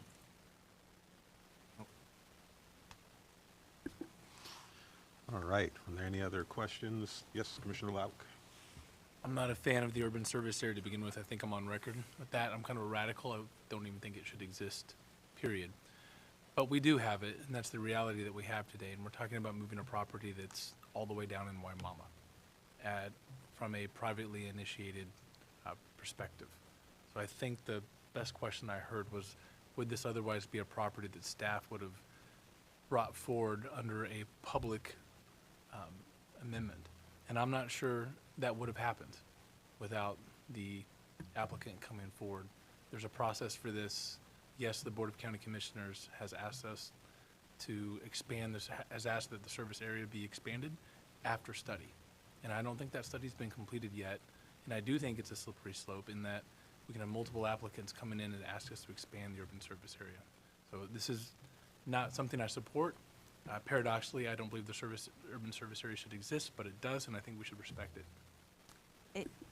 If I might just add that the staff report that we prepared to the Board of County Commissioners in March identified the WVR2 and the RP2 as what we recommended as the first places to expand the urban service area because they already have the introduction of the 2-unit per acre category into the rural area. So whereas if we were to look at the I-4 corridor, which is another area we're going to study, that has a lot of 1 unit per 5 acres, 1 unit per acre development that is very different in the scope and scale to what's already started to occur in terms of development in Waimama and the RP2 area.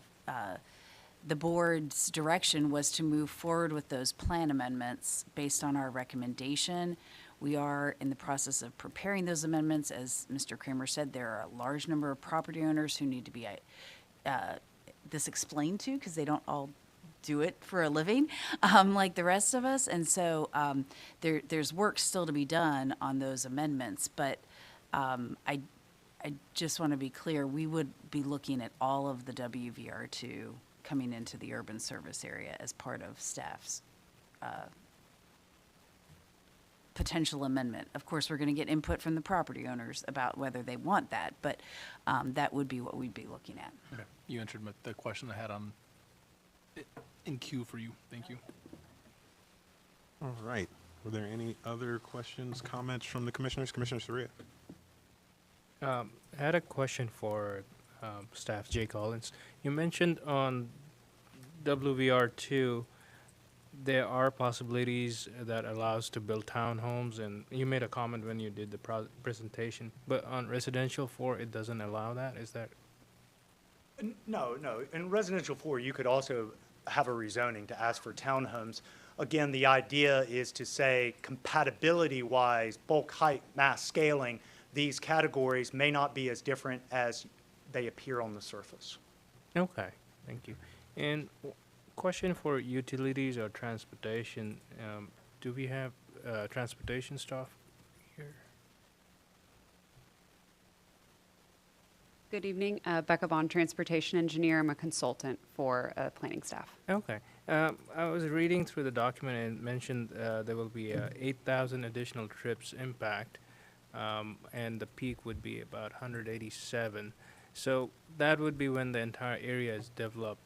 How long would that take for transportation department to catch up to relieve that issue in that area?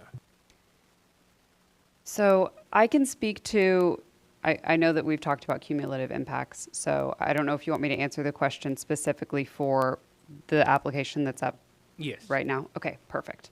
So, as you mentioned, the total daily trips and the PM peak hour trips, those are distributed obviously along the various roadways based on the proposed land uses and maximum densities. So it's not like every single one of those trips is going to hit every single roadway that is being analyzed. So the tables that are provided, and I know there was an additional transportation analysis provided by the applicant that was reviewed by us as we prepared these documents.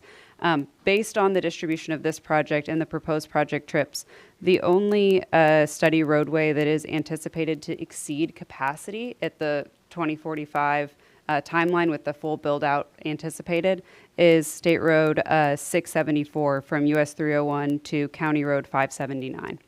And that's the available capacity is exceeded by 323 trips. That is in the peak hour. I can't speak to, the county's plans for improvements, but I can say that it's been accurate that there's no current projects proposed today. Okay, thank you. Absolutely. And one last question was, we have two motions that would come, which is one is to expand the urban area. If that doesn't carry the motion, the other application fails automatically, is that correct? Not automatically. You would need to take a vote on that one as well. Okay, thank you. All right, Commissioner Lauk. Is the subject property closer to the county center or the southern county line, to our southern border? I'm trying to follow the question, sir. So I'm at a loss pictorially. I don't have a computer up in front of me. So if we were to look at the map, some of the overheads that were in the presentation, is the subject parcel closer to the southern border, southern county bordered line, or is it closer to the city center? Well, why Mama is in South County. You are south of the Alafia River, but you are north of the Little Manatee. Yeah, I think it would be closer to Yeah. the southern county line. Yeah. So you can see here on the map, thank you, Andrea.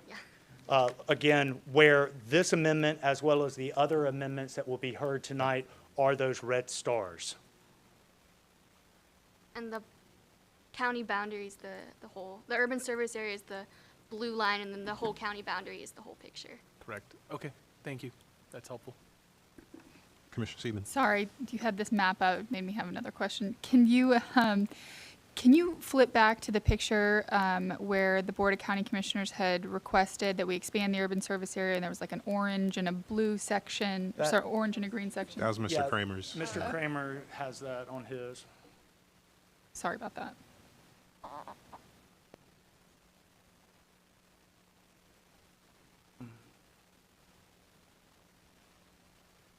Okay, thank you. That's helpful. Was that it? All right. She just wanted to see it. Okay. Are there any other questions or comments, statements from the commissioners? Commissioner Lauk, I see you moving.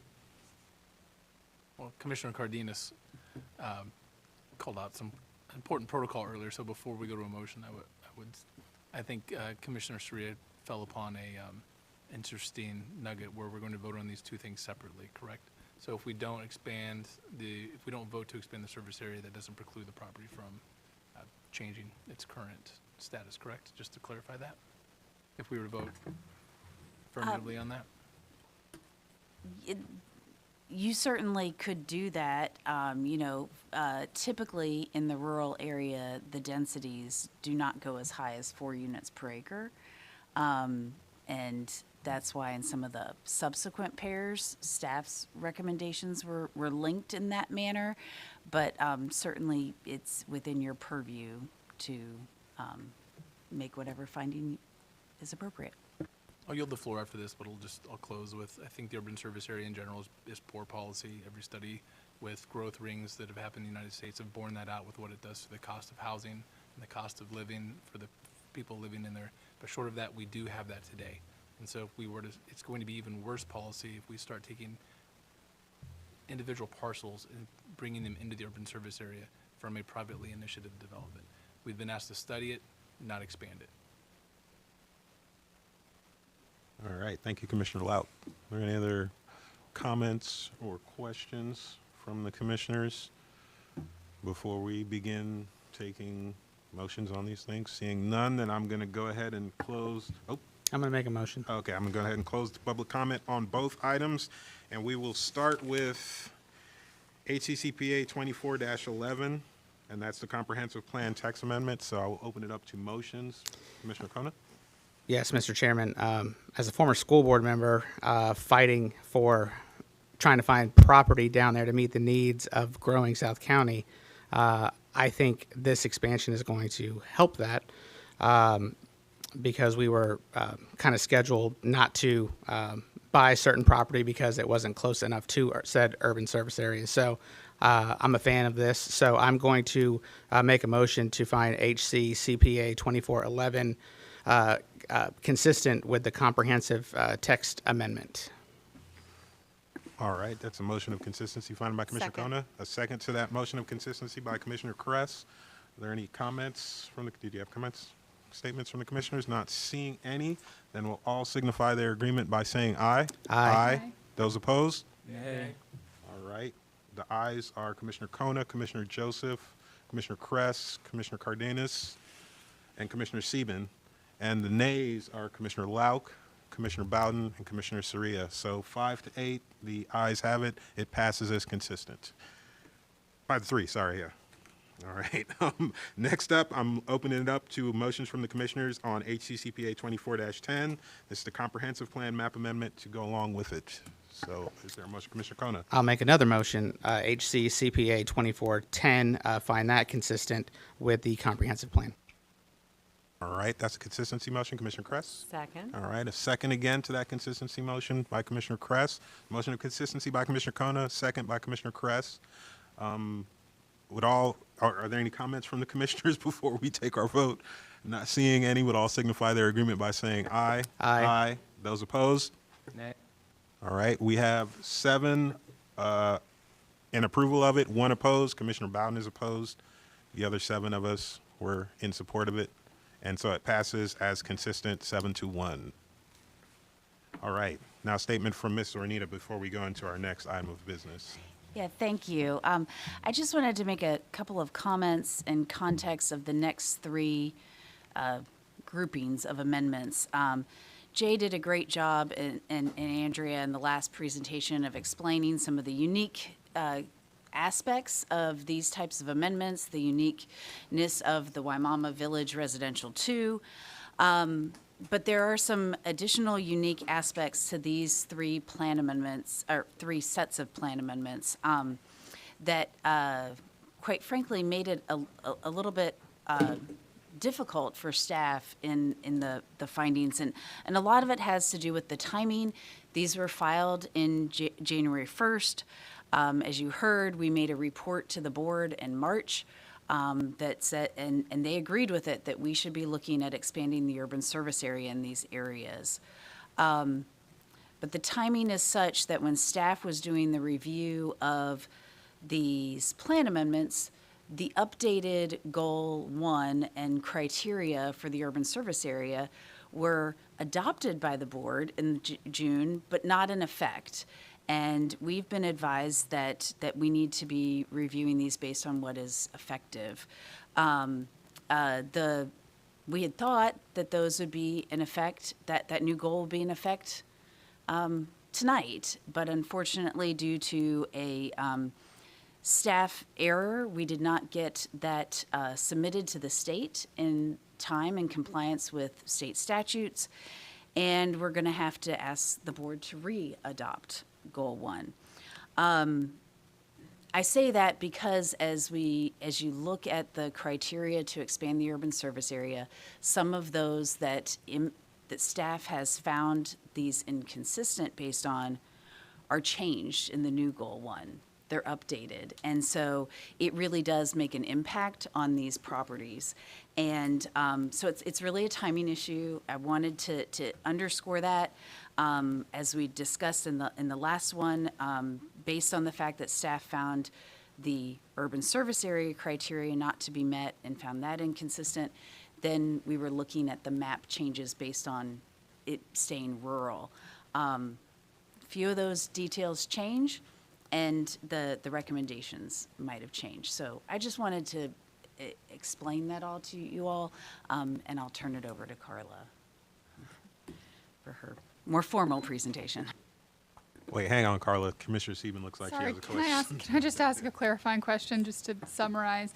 Yeah. So by saying that, do you mean that some of these have been found inconsistent, although staff would really prefer that they be consistent? Is that sort of what I'm hearing? Well, it's very awkward. You know, we wrote a report that said we recommend that the urban service area should be expanded in Waimama. Mm-hmm.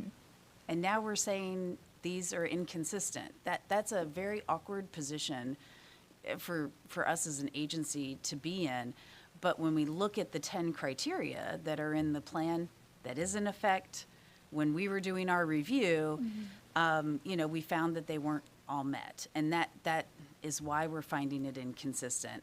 I'm sure the applicants are going to provide more details on where they think those criteria actually are met. That's in their purview to do. But it's, you know, if we were if these were filed, you know, a month or two from now, we would have a different set of policies to be reviewing based on, and potentially different fact sets. So I just wanted to explain kind of where we were, because it is awkward. Just a little confusing, but I think I got it. It is confusing, yeah. Thank you. Commissioner Kona. Yeah, I appreciate the transparency about the error that occurred. When did that error occur, and is this the first time we're being notified of said error? Like, that we missed the deadline? Yeah, I believe the information was submitted to the state, I believe it was July 7th, and I found out about it shortly after that. And yes, this is the first time you're being made aware of it. Okay.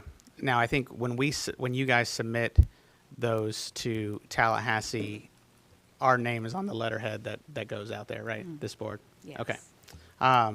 So that's a little concerning to me that we're just now realizing that. So that's my number one concern.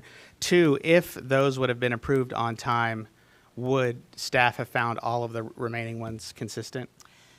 So unfortunately, even if we have to get the packet, we're supposed to get the package to the state within 10 working days of the adoption hearing.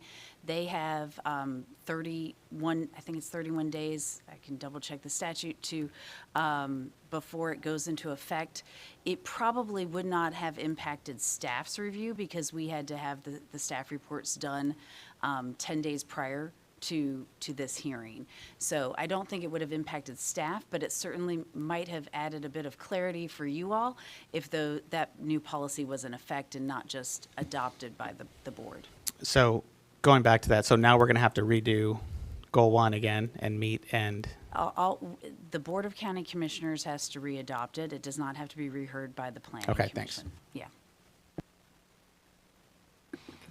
Commissioner Soria. One more question or clarification on this part for the next 3 amendments. So if the goal is adopted, should we defer these 3 amendments for later hearing? Because if we find it inconsistent and goes to the board, but in reality it's more on the consistent side, or? I think I would advise you waiting and hearing from the applicant about the applicants for each, because they're different applicants,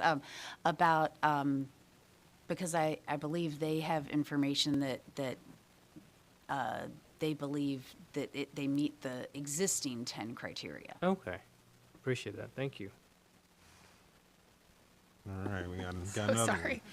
one. You believe that they meet the existing 10 criteria, but staff believes that they also meet the existing 10 criteria, but we couldn't agree to that because it wasn't in place by the time you guys were reviewing this? And I don't mean to ask you to speak for staff, I'm just trying to be clear. No. At the time that staff made our staff reports, and I don't want to get into the fact set of each individual one. Sure. As we get in open each hearing, we can talk about them.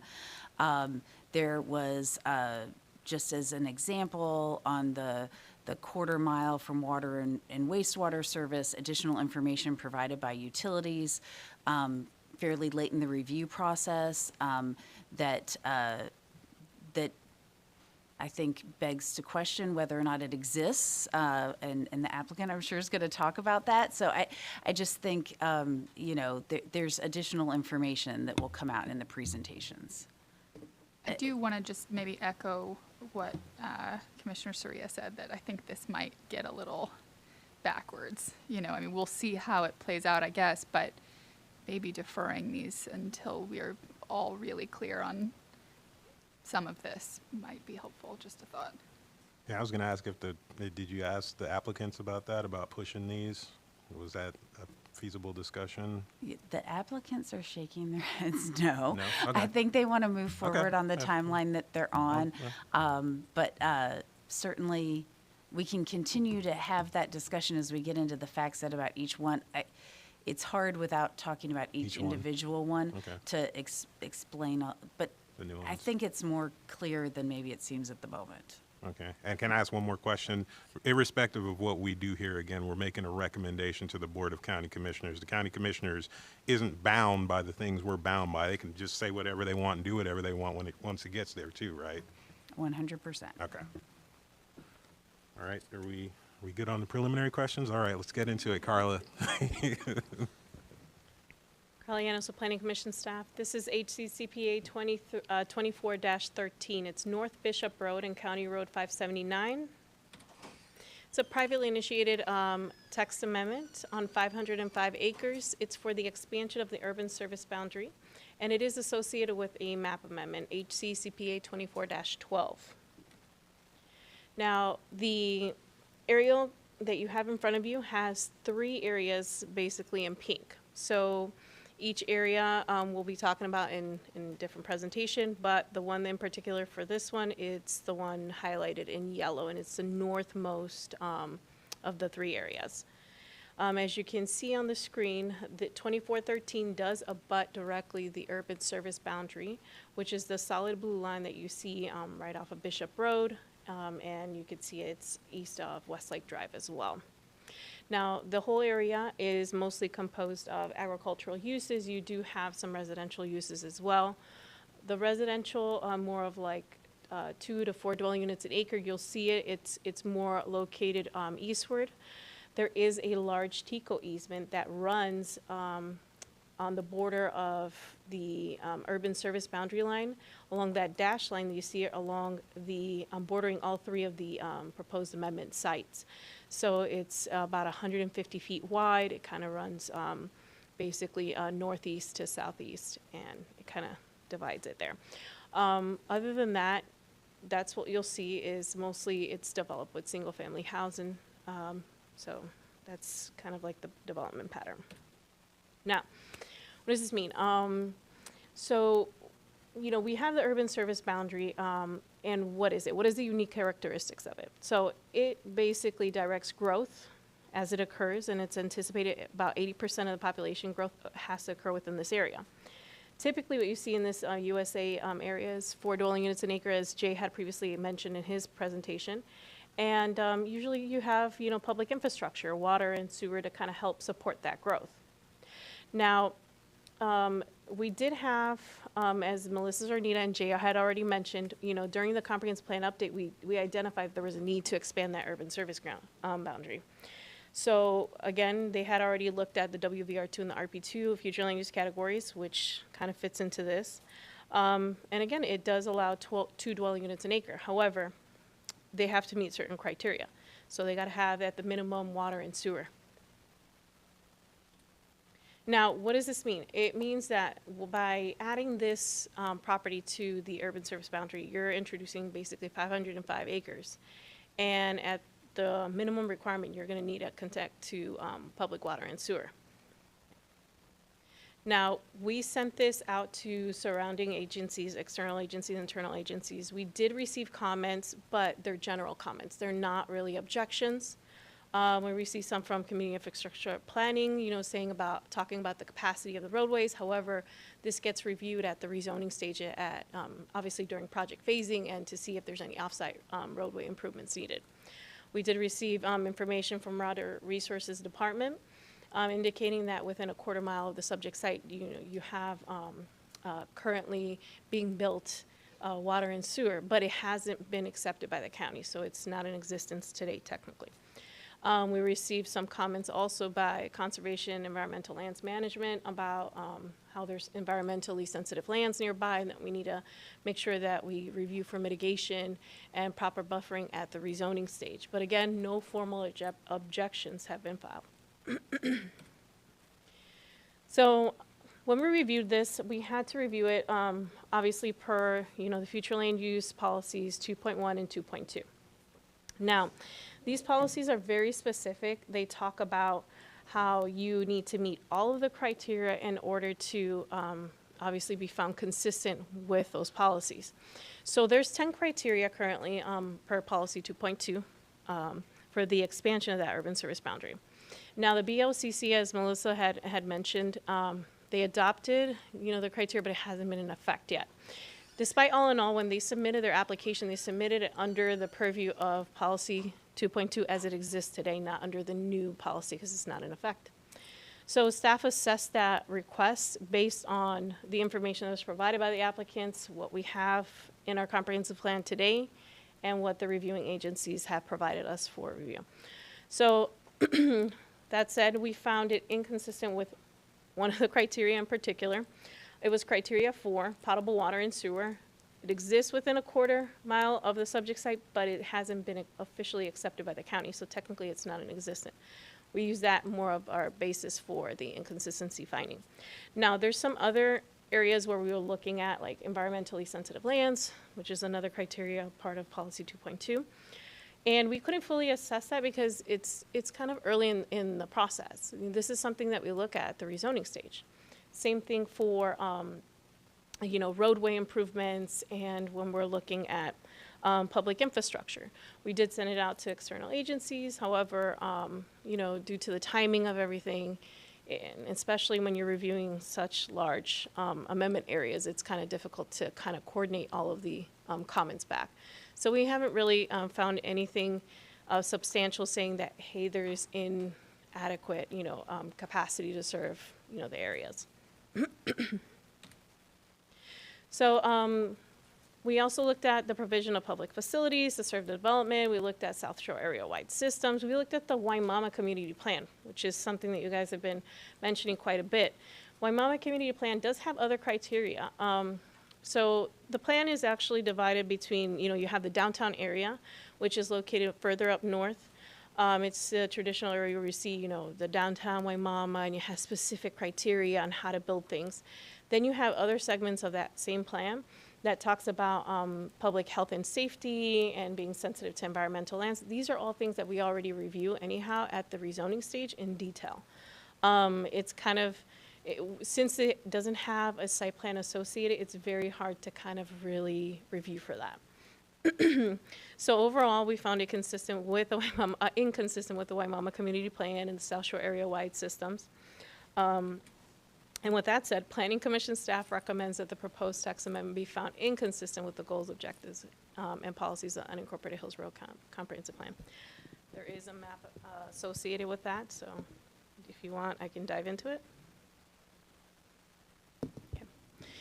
So this is HCCPA 24-12. This is, again, North Bishop Road and County Road 579. Here we're looking at privately initiated large-scale comprehensive plan amendment on approximately 505 acres from Waimama Village Residential 2 to the and Natural Preservation to Residential 4. Now, the general location, it's in the rural service area at the current moment. It's Waimama Village Community Plan, South Shore area-wide systems, and it's located south of Bishop, west of County Road 579. So here is more zoomed in. As you can see, again, it's like right on the edge of Bishop Road, right on the edge of the urban service area boundary, and just south of State Road 674. Again, just directly over to the west of the property, you'll see that you have already platted single-family residential homes. Over a little bit to the southeast, you'll see a little more single-family homes and different types of varying lot sizes. And then if you look further over to Lagoon Shore Boulevard, we all know that that is a pretty big residential subdivision that's already almost built out at this point. So overall, you do have quite a bit of mix of density in terms of, the development pattern and lot sizing and whatnot throughout the area. Now, over to the east of it, it's mostly agricultural based land. And especially since you have a lot of environmental sensitive lands out there, development to kind of reach that far out it's going to take a little bit. Here is a picture of the site looking northeast towards the subject site. Bishop Road is out of the frame to the left. And then here it is looking north towards the subject site from Bishop Road. This is the main road that we use to get to the property.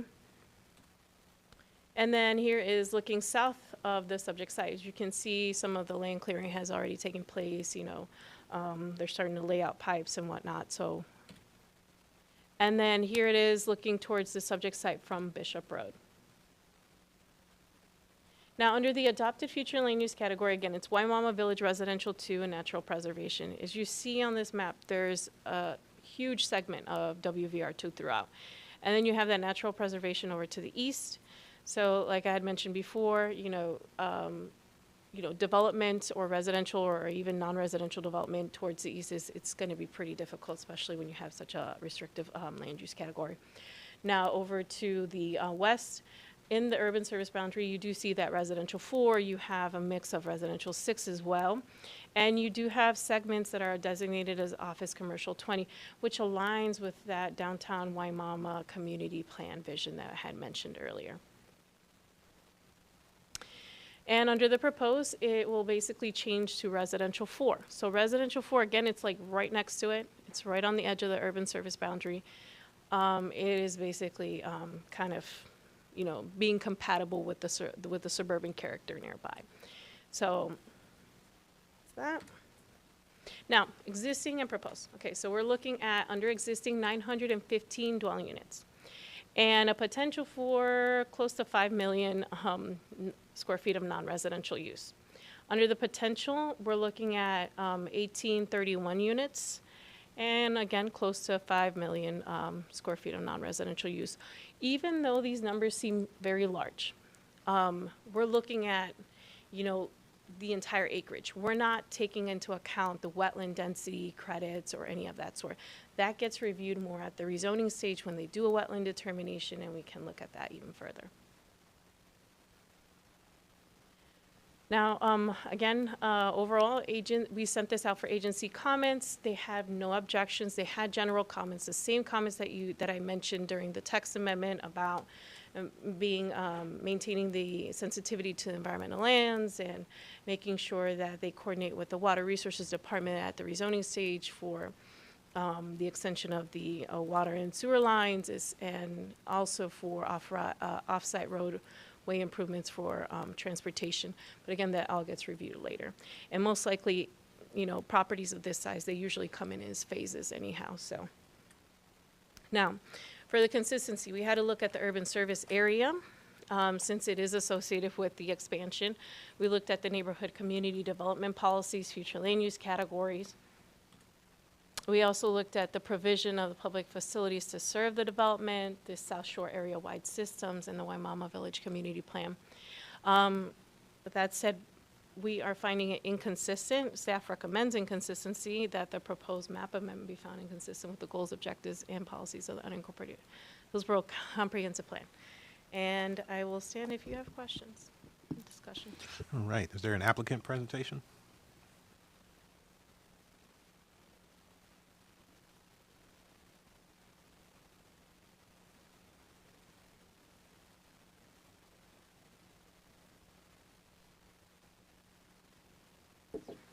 Good evening, Cammie Corbett with the law firm of Hill, Ward & Henderson, representing the applicant this evening. And thank you all for your time. I know this was a large agenda, large packets, and a lot of information to get through, so we know you're all volunteers, and we really do appreciate how much time and effort you had to put into being here this evening, and we do appreciate that. I think you heard from staff that we are being found inconsistent because we're debating about what the word exists means. And I think the word exists means, do utilities exist? They do exist. They've been accepted by the county? No, they have not. And but for that one specific policy, I believe that these items would have been found consistent by your staff. And as you heard earlier, but for the fact that there was an error in staff's transmittal, the law would have been in effect today. And despite the fact that the application was filed before, the law requires the decision maker to take into consideration the law that's in effect. But I think you could find us consistent under the existing policies, because I think the legal status of your plan prohibits the isolation of one policy and having that have status overall. You're supposed to take into consideration the plan in its entirety. And what you think back to January of this past year when Ms. Leinhardt presented to you Goal 1, and what she shared with you at that time is the current plan is out of compliance with state law. You don't have a plan. You don't have a plan that accommodates population growth to 2045.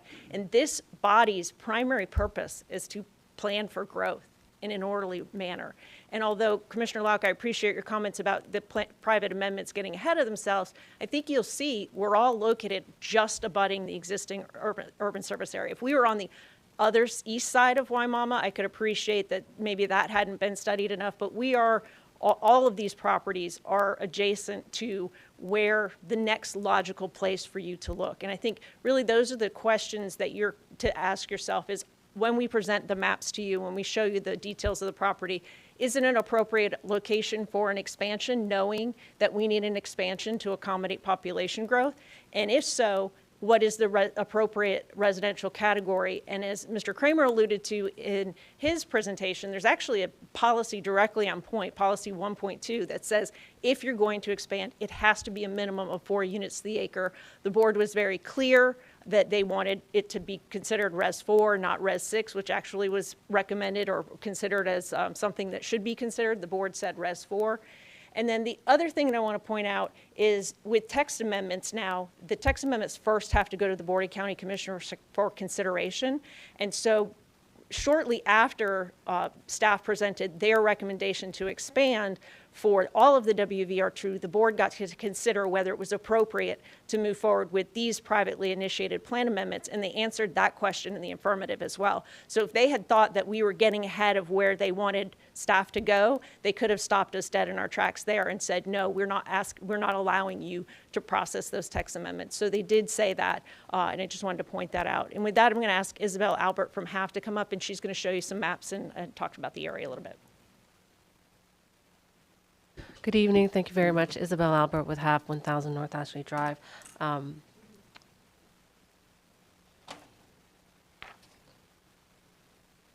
I'm going to use the Elmo, please. Thank you. So just to orient to yourself a little bit, the case right now that we're hearing is this one in green with the star, and you'll be hearing these ones afterwards, and this is the one that you just heard. Just go a bit closer just to see again the area where you see the 3 cases that you're going to be hearing. And just a little bit closer here, I want to show here that the area is actually mostly single-family residential and ELAP land. There is some agricultural land up there, but saying the picture that it's mostly agriculture is not quite really the true scenario today. It is a single-family residential development. These are single-family development that have been approved for multiple development. And this is what's in question, the utilities. You know, whether or not the county approved them, but they are in place. These are all the utilities that you have in the ground. And this is one development here that's currently in the ground. I think it's 95% complete. You have another line of utilities here that was developed by the developer that's also in the WVR2. However, as you heard, they have to provide the utilities, and they have, and they are in ground, and people are living there. Our site is over here, and you can see where the utilities are, in fact, there. And just a little bit closer here, you could see the blue line is the water, and you have a yellow line. These are 12-inch lines. And again, to give you an idea of the area, single family, it's a development, approved development in this area. There's, 1,000 units here, a little bit of 1,000 units here. This is another development that's been approved, and this is where we are. This is a single family, again, developed area with the ELAP land. This is where the development will stop. This is the logical transition from over here to next to the ELAP land. With all these approved developments came in also the approved road improvements. You'll see here, these are all the planned roads within the development, as well as the extension of these development here, the purple roads. These are all planned, approved through planned development that were recently just approved. We also have parks and recs in the area with the ELAP around here. There's a couple of community centers and state parks over here. Schools are also in the vicinity. There's schools here. There's a school that was recently approved over here, and there's some charter schools here. Likewise, fire stations have been approved in 2 different planned development, and some in the area. And so with that, we found that the request to expand the urban service area is appropriate for this site. However, when the Planning Commission reviewed this, whether they had all the information or not in hand, they found that it met most of the policies of the comprehensive plan except this one, utilities not within a quarter mile of the area. And what reality is, they are there. They're in the ground, they're built, they're approved. And then it goes back to the same policies that just recently, the case you just heard before, policies that they found consistent with, applies here as well. It's, the urban service area where you wanted to see the growth happening. Timing of growth. We saw that's already there. It's mostly all developed or approved for development. ELAP property will limit the extension of that, and that is where the growth shall be going, as well as what you heard from Ms. Cernita, where the board directed where the new growth is going to go with the suggestions of the Planning Commission. And we meet all these policies over here. That you find in policy 2.2. Again, the provisions of public facilities to serve development. This is already in place. It's already in the area. And this brings us to the South Shore, where they would find housing, economic development, transportation. And so with that, we find that the request is consistent with the current comprehensive plan, that it meets all these policies and these 10 items that we went through. This completes my application or my presentation for this, and we can move on to the next. Could pull up the objective 1 that you went back to. Something I wanted to point out to you in terms of, we're looking at shalls in the existing plan. It says you shall proactively direct growth to the urban service boundary. I think that includes that when staff has identified there's no longer enough land within the urban service area, taking action to ensure that you expand the urban service area in appropriate places to ensure that growth can be directed to those places that are appropriate for urban development. So I think that overall, when you take into consideration the fact that this plan has been neglected, not on purpose and not by staff, but just collectively neglected because no one wants to make the hard decisions to expand the urban service boundary, taking that into consideration, all the plan policies to allow 1 sentence or 2 sentences in the comprehensive plan to prohibit from happening what needs to happen, I think that would be not well, the public would not be well served by that. And we would respectfully request that you depart from staff's recommendation and instead look similarly to the plan policies that you just voted to approve in the prior amendment. And we're here for any questions. All right, thank you. We have a couple people, I think, sign up for this one. I'm gonna check online and see if there's anyone virtually. 413 and 12, no. We have in person, doesn't look like anyone. Becca Bonza on our side. No, that's last 4. Billy Malloy? No. No, right. Yeah, that looks like it. We had signed up in person and online. So, oh, Mr. Reagan, actually, 2413, did you have more comments on this one? I'll keep this short. I'm John Regan. I'm not going to repeat everything that I said before.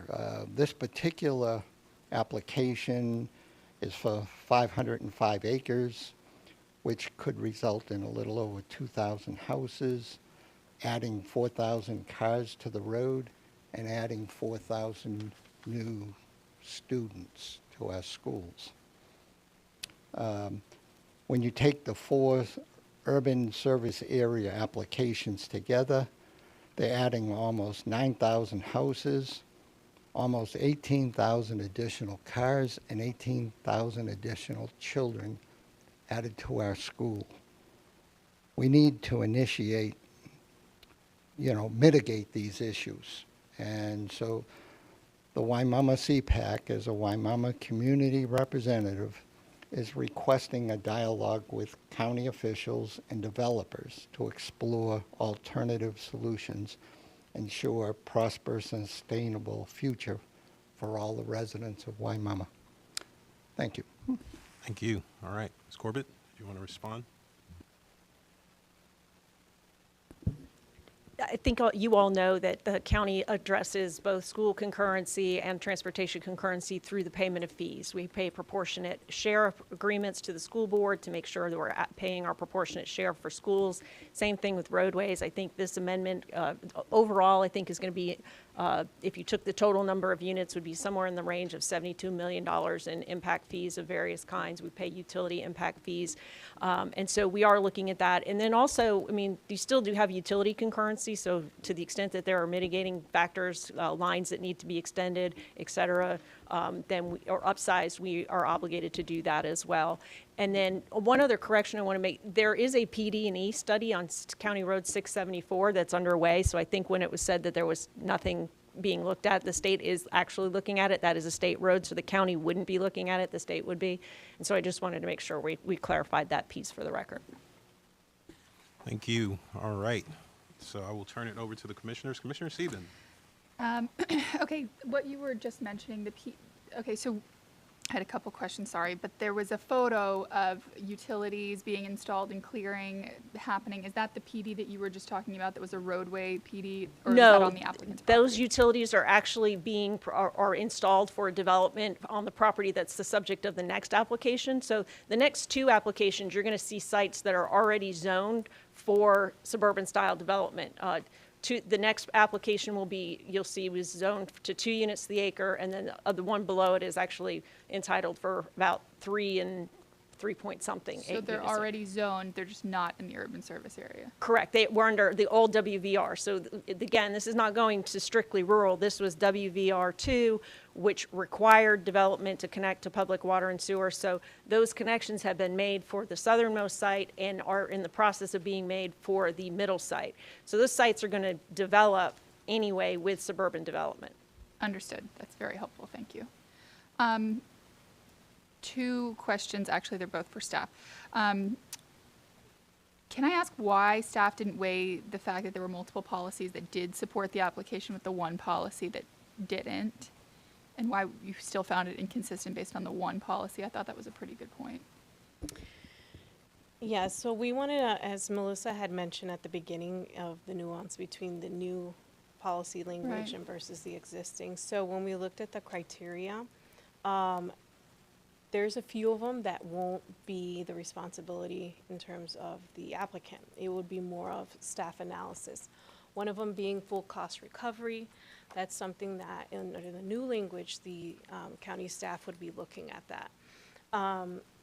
Also in terms of some of the items where it's saying that you need to have, water and sewer in place, et cetera. Some of this language does change under the new adopted, or the new policies that will be adopted on August 8th. And it's going to change. So we wanted to make sure that we actually pointed that out and just note that there are differences. Potentially, if this would have came in later, after the policies are in effect, and we received an application after the policies are in effect, we would have reviewed it against, obviously that new policy language, and it most likely our finding would have changed at some point. We looked at in terms of compatibility with the surrounding uses. I mean, what they're requesting is pretty similar to what's already out there. However, because we are bound by reviewing it against the adopted language today, we are stuck with basically the inconsistency finding on that aspect. Yeah, and just to add to what Carla said, policy 2.2 says each proposal shall be examined to determine if the project meets all of the following. So, we felt like if it wasn't meeting all of I it, see. we needed to. Understood. Along the lines of what she just said, though, and I don't know how this would ever work, but could we make a suggestion, or I don't know if we have to have a motion, that you guys define full cost recovery?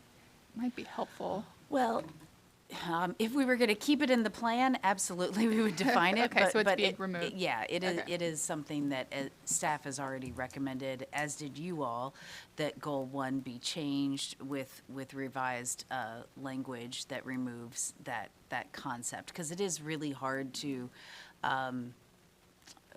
wrap our hands around what that means. But again, as the applicant described, the information about the utilities, which Mr. McCary is on the line if anybody wants any additional information on that, came in pretty late in our review process as the staff reports were already completed. And then since it still was not approved by the county, that's where we just felt it was better to err on the side of being conservative and find it inconsistent. Thank you. Are there any other I also wanted to say, reminder that if we're going to make a motion in opposition to staff, we need some policies. I've heard a bunch. Objective 1, directing growth. Policy 2.1 on timing growth. Policy 1.2 on expansion. And Mrs. Ornita hopefully will be looking for more in case anybody needs more. But some have been thrown around. But just remember, we're going to need those policies if we want to make a opposing motion. So, Commissioner Kona, please. Yeah, I have 3 points. The first one is that the key to, if you care about affordable housing, the number one component to make things affordable is time. Time to approve, time to permit. So the longer we kick the can down the road, the more expensive it becomes for the end user. I have not seen more of a slam dunk to expand the urban service area than these projects, and one of them we've already approved today. I mean, it's right there on the line.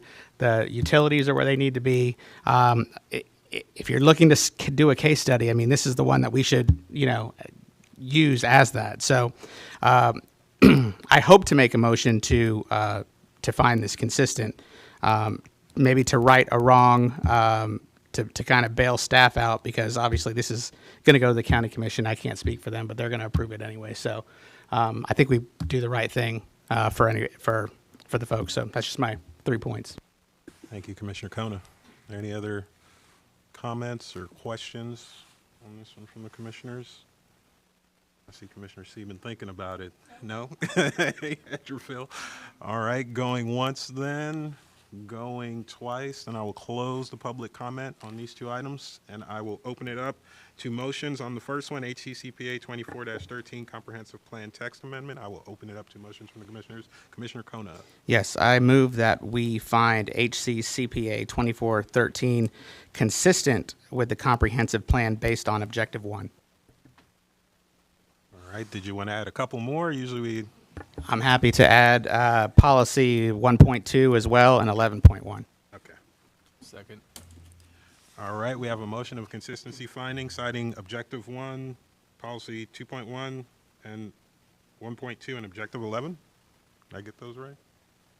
I had 11.1. 11.1. Right, okay. What she said.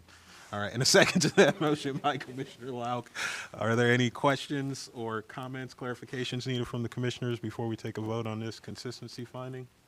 Not seeing any, then we'll all symbolize their agreement by saying aye. Aye. Aye. Those opposed? Nay.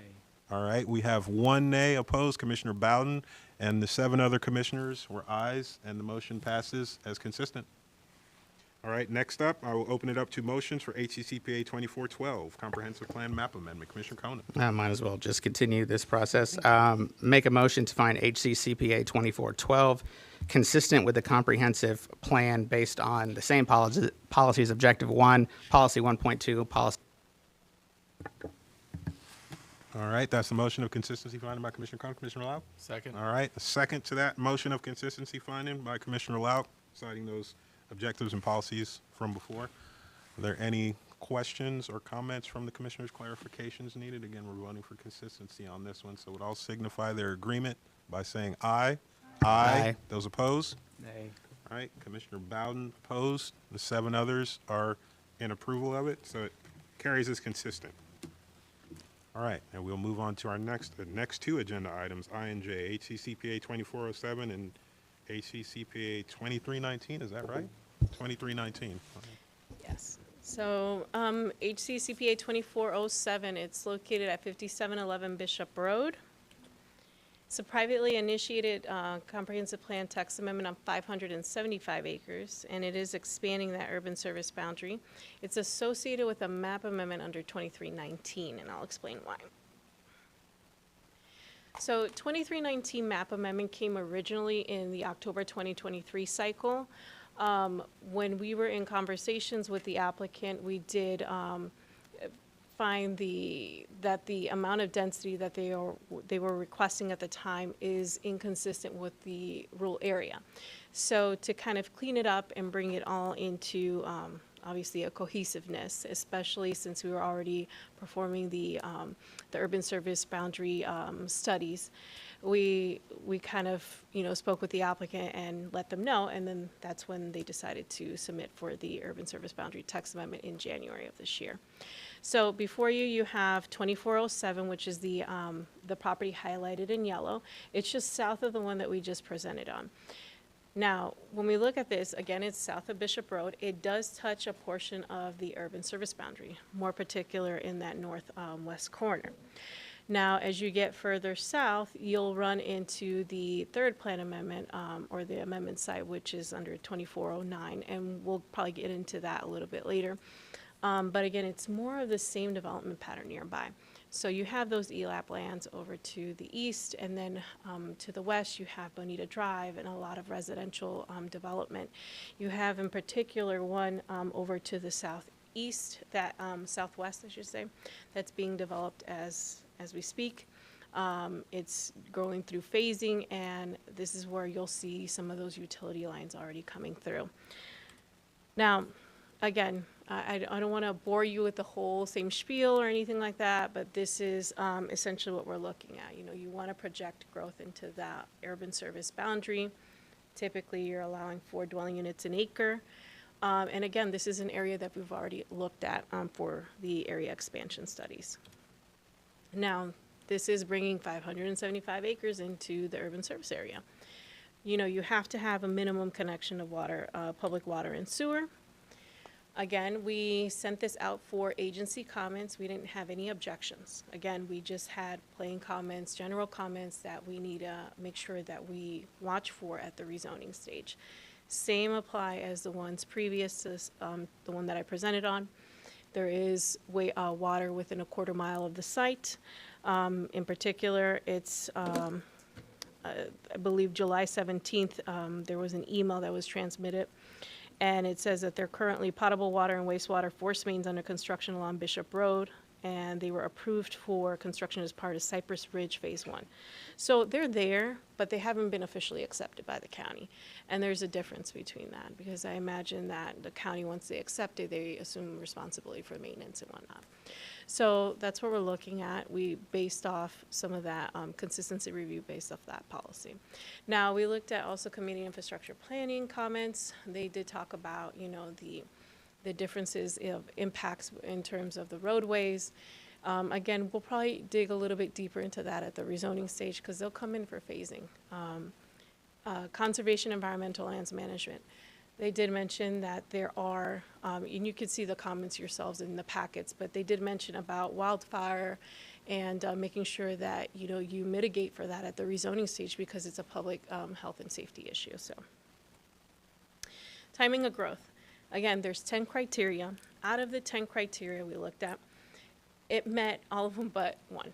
So it's that water and sewer provision. We basically found it inconsistent because of that. Not going to bore you because we already went through this, but the next set of policies we looked at Waimama Community Plan, South Shore, etc. Because we did not receive a whole lot of comments in terms of public infrastructure, we really could not decide did it meet it or it didn't. It's just no comment. There's nothing for us to argue on that end, right? So again, probably later at the site development stage, we'll probably receive, or the applicants will probably get their share cost of what they need to provide in terms of school and fire and EMS, et cetera. And with that said, Planning Commission staff recommends that the proposed text amendment be found inconsistent with the goals, objectives, and policies of the unincorporated Hillsborough Comprehensive Plan. I'm going to dig into the map amendment. That's okay. HCCPA 23-19, 5711 Bishop Road. Now here we're looking at 408 acres versus the 575 acres that we were talking about. Why? It changes just a little bit because some of the lands are kind of left out. So you'll see them. It's going from Waimama Village Residential 2 to Residential 4. And again, it's in the rural area currently. You know, it's in the Waimama Village Community Plan, South Shore Area Wide Systems, et cetera. And here is the plan amendment site. So it differs from the text amendment. Why? Because I imagine that, or I assume that the applicants here they could probably explain it a little bit better. But there are environmentally sensitive lands within this property. So we cannot determine this right off the bat of exactly how much full density or by right they're going to get. This is more for the rezoning stage. When we get that wetland, wetland delineation and we know exactly how much the acreage is, then we can determine exactly what the actual impacts are. Now here is a picture looking towards the subject site. Bishop Road is out of the frame to the left. And then looking east of the subject site from Bishop Road, you see they already started land clearing. You have some sidewalk placement already. And here is looking east towards that stormwater pond from Bishop Road. Again, looking northeast towards the subject site from Bishop Road. And the adopted future land use, Waimama Village Residential 2. As you see, there's a large segment, as previously explained. You have that natural preservation over to the east, and you have some of the development pattern that they are intending to extend, which is that Residential 4 over to the northwest. And again, this is Residential 4, which highlights exactly what they're proposing over to the northwest, and it probably could transition a little bit more of the development pattern towards the South County area as well. So under the existing, you got 816 dwelling units or 4.5 million of non-residential square feet. Or under the potential, it goes up to about 1633 units, and then again, the same amount of non-residential use. Now overall, it does increase the density and intensity. Again, we don't know if those are concrete numbers right now, because again, there is wetlands on it. I don't know exactly how much wetlands there are. So when we reviewed it, obviously no agency comments provided objections. We didn't receive. It's basically the same review for the other plan amendment sites. And we basically found it inconsistent because of the issues, with the urban service boundary. You're introducing higher intensity within the area. And it is inconsistent with the Waimama Village Community Plan currently because it does have a large segment of WVR2. However, I'll leave that up to you guys. But with this proposed request, we're finding it inconsistent, so we're recommending that it be found inconsistent with the goals, objectives, and policies of the unincorporated Hillsborough County Community Plan. All right, thank you. Does the applicant have a presentation?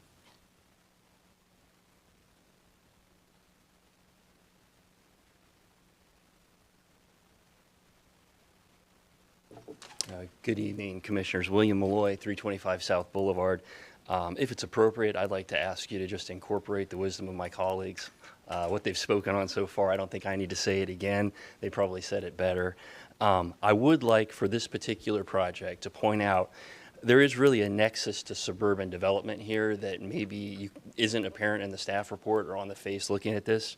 This is an approved WVR2 subdivision. So we are already on the hook for rebuilding Bishop Road from, I believe it's Westlake to 579, completely to county standard. We had a school site earmarked on the zoning plan. It turned out it was in a flood zone, so the school board passed on it, but we were ready to provide that. After that happened, we pivoted. We asked Commissioner Owen if he'd like a fire station. The area is apparently well served by fire stations. So again, we're going to reclaim that for density and housing purposes. And finally, as you know, with WVR2, and as we've kind of belabored, to a certain degree here, we've installed the utilities as though this subdivision were going in as it was approved by the zoning. They're there, they're ready to go. I believe the acceptance is a formality. And with that, I'll have Mrs. Albert give you the particulars on this request. Thank you. Thank you. Good evening, Isabel Albert with HAF 1000 North Ashley Drive. I'm going to go very quickly, but I just want to, again, just put this under the record. Our site is in orange. You just heard this one. Again, duration, where we are.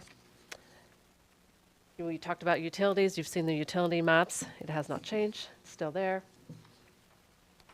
This is the site. Currently, it is approved for plan development for 1,056 units. It's not a clean canvas. This is a canvas that's already been played with and given densities, not only there, but to the south and to the east and to the west. Not to the west, but the ELOT land.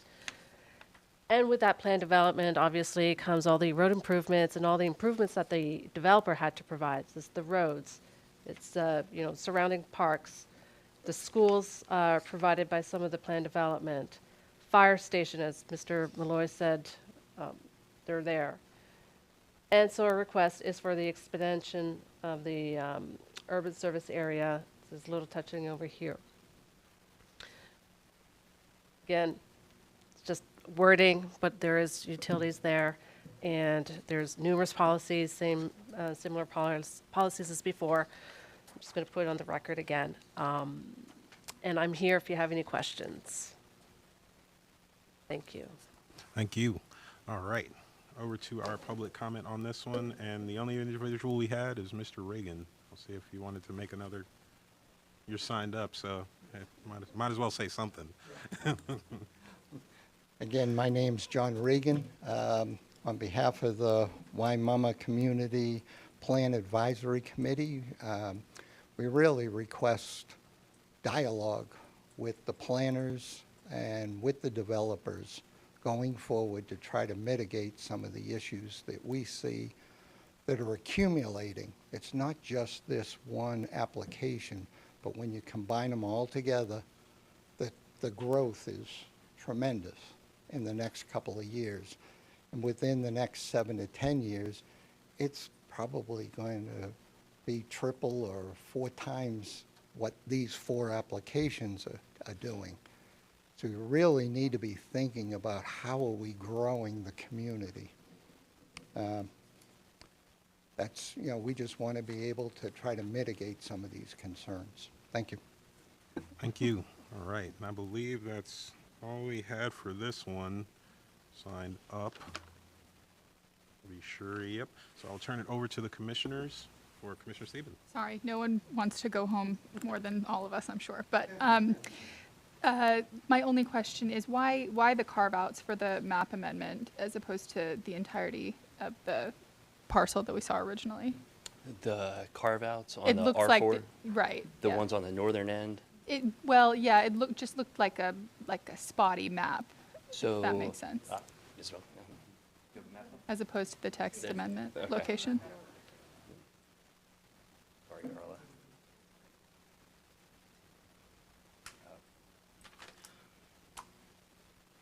Staff mentioned that you probably have a reason for doing it that way. I was just curious what the reason might be.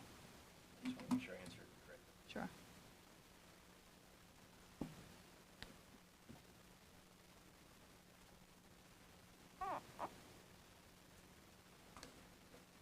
Okay.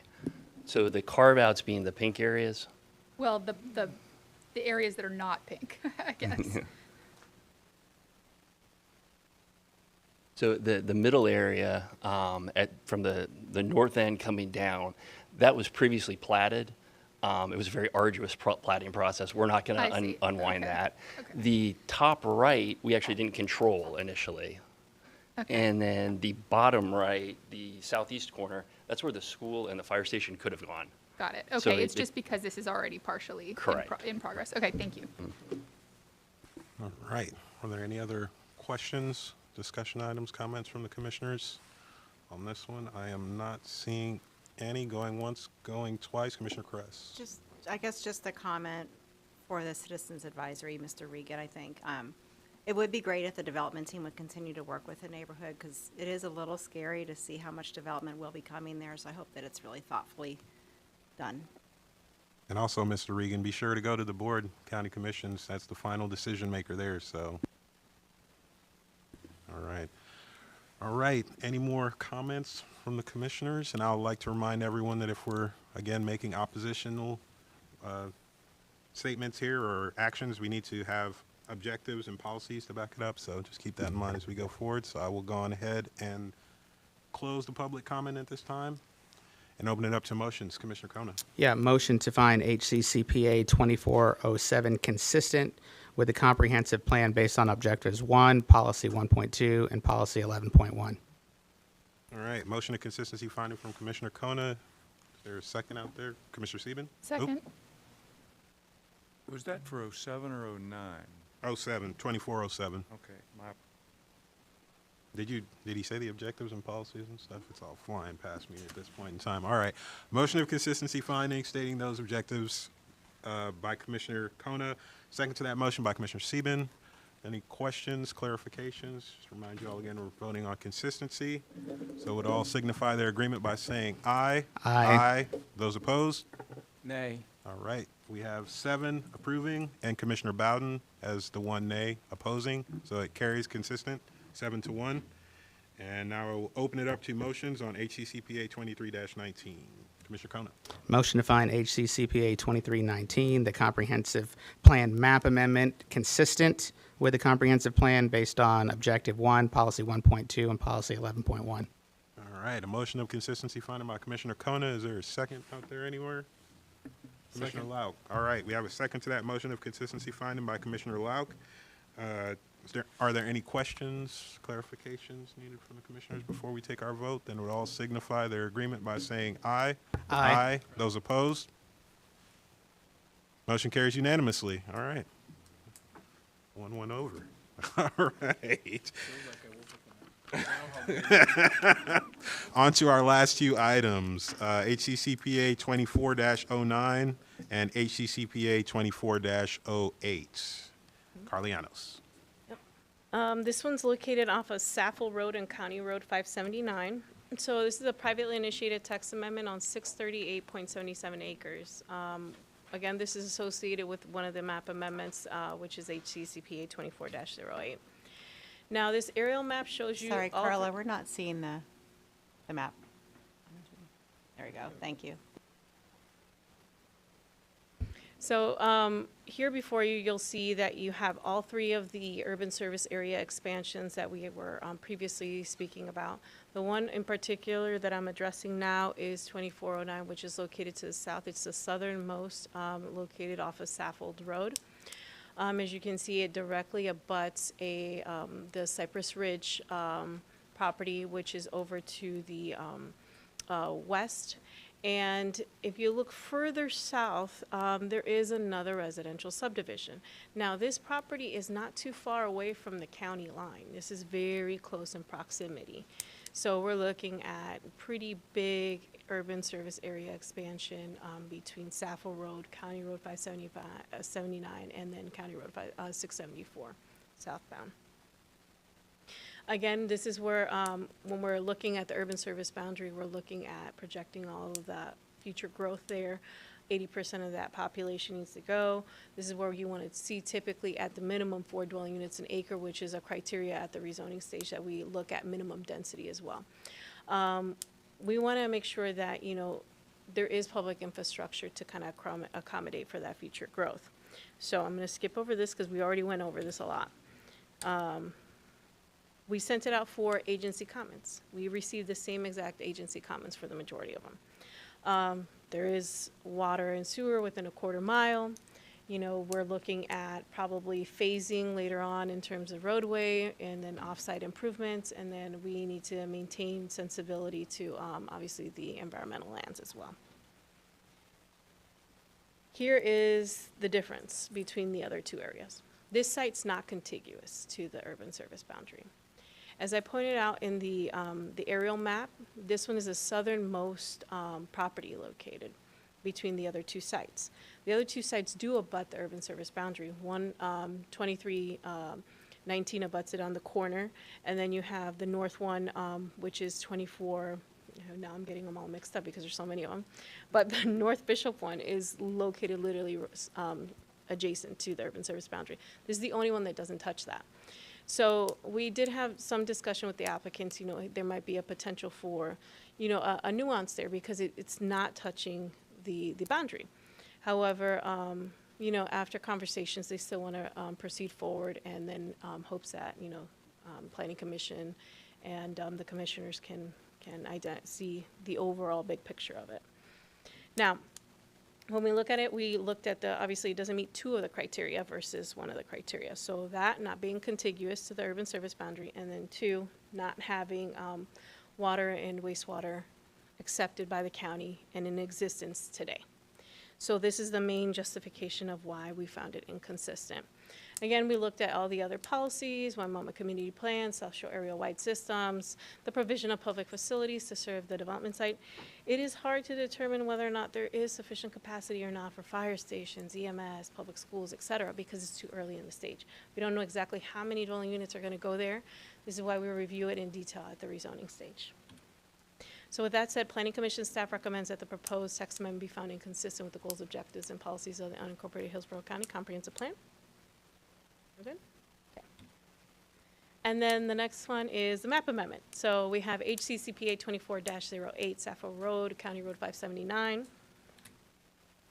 This one is a privately initiated large-scale comprehensive plan map amendment, approximately 638.77 acres. It's going from Waimama Village Residential 2 to Residential 4. And then, as previously stated, this is in the rural area currently, and it's within the Waimama Village Community Plan and the South Shore Area-wide systems. And it's the southernmost plan amendment for the other 3 sites. So here again, we're looking at, it's surrounded in pink. Obviously, you can tell that the urban service boundary line is further up to the north, so it's not contiguous, it doesn't touch it. But you do have some other development patterns nearby that are very similar to what they're requesting in that residential for future land use category. So here is a picture of the subject site. We're looking towards the site from Saffold Road. And then here's looking west, also from Saffold Road. And here is looking east from County Road 579, the residential developments that are to the west of it. And then here's a picture of looking southwest from the subject site from Sappho Road. Okay. Now, you know, you do have the Waimama Village Residential 2 as the adopted future land use category. Yes, there's a lot of WVR2 throughout the area. Over to the east, you do have natural preservation. Despite that, the properties to the west are in the WVR2, but they do resemble some of that density that they are requesting that residential for future land use category. So that's something to notate. And then also, since the other 2 areas that were recommended for approval, just notate that if that does get adopted, you'll see a clear delineation or the development pattern heading southbound. Again, they're asking for residential 4, so it's pretty self-explanatory. I won't get into the details of that yet. Under existing versus the potential, we're looking at 1,277 units under existing. Under the potential, you're looking at 2,555 dwelling units. It's quite large. The non-residential uses do stay the same. They're close to 7 million square feet of non-residential use. Again, these are rough numbers.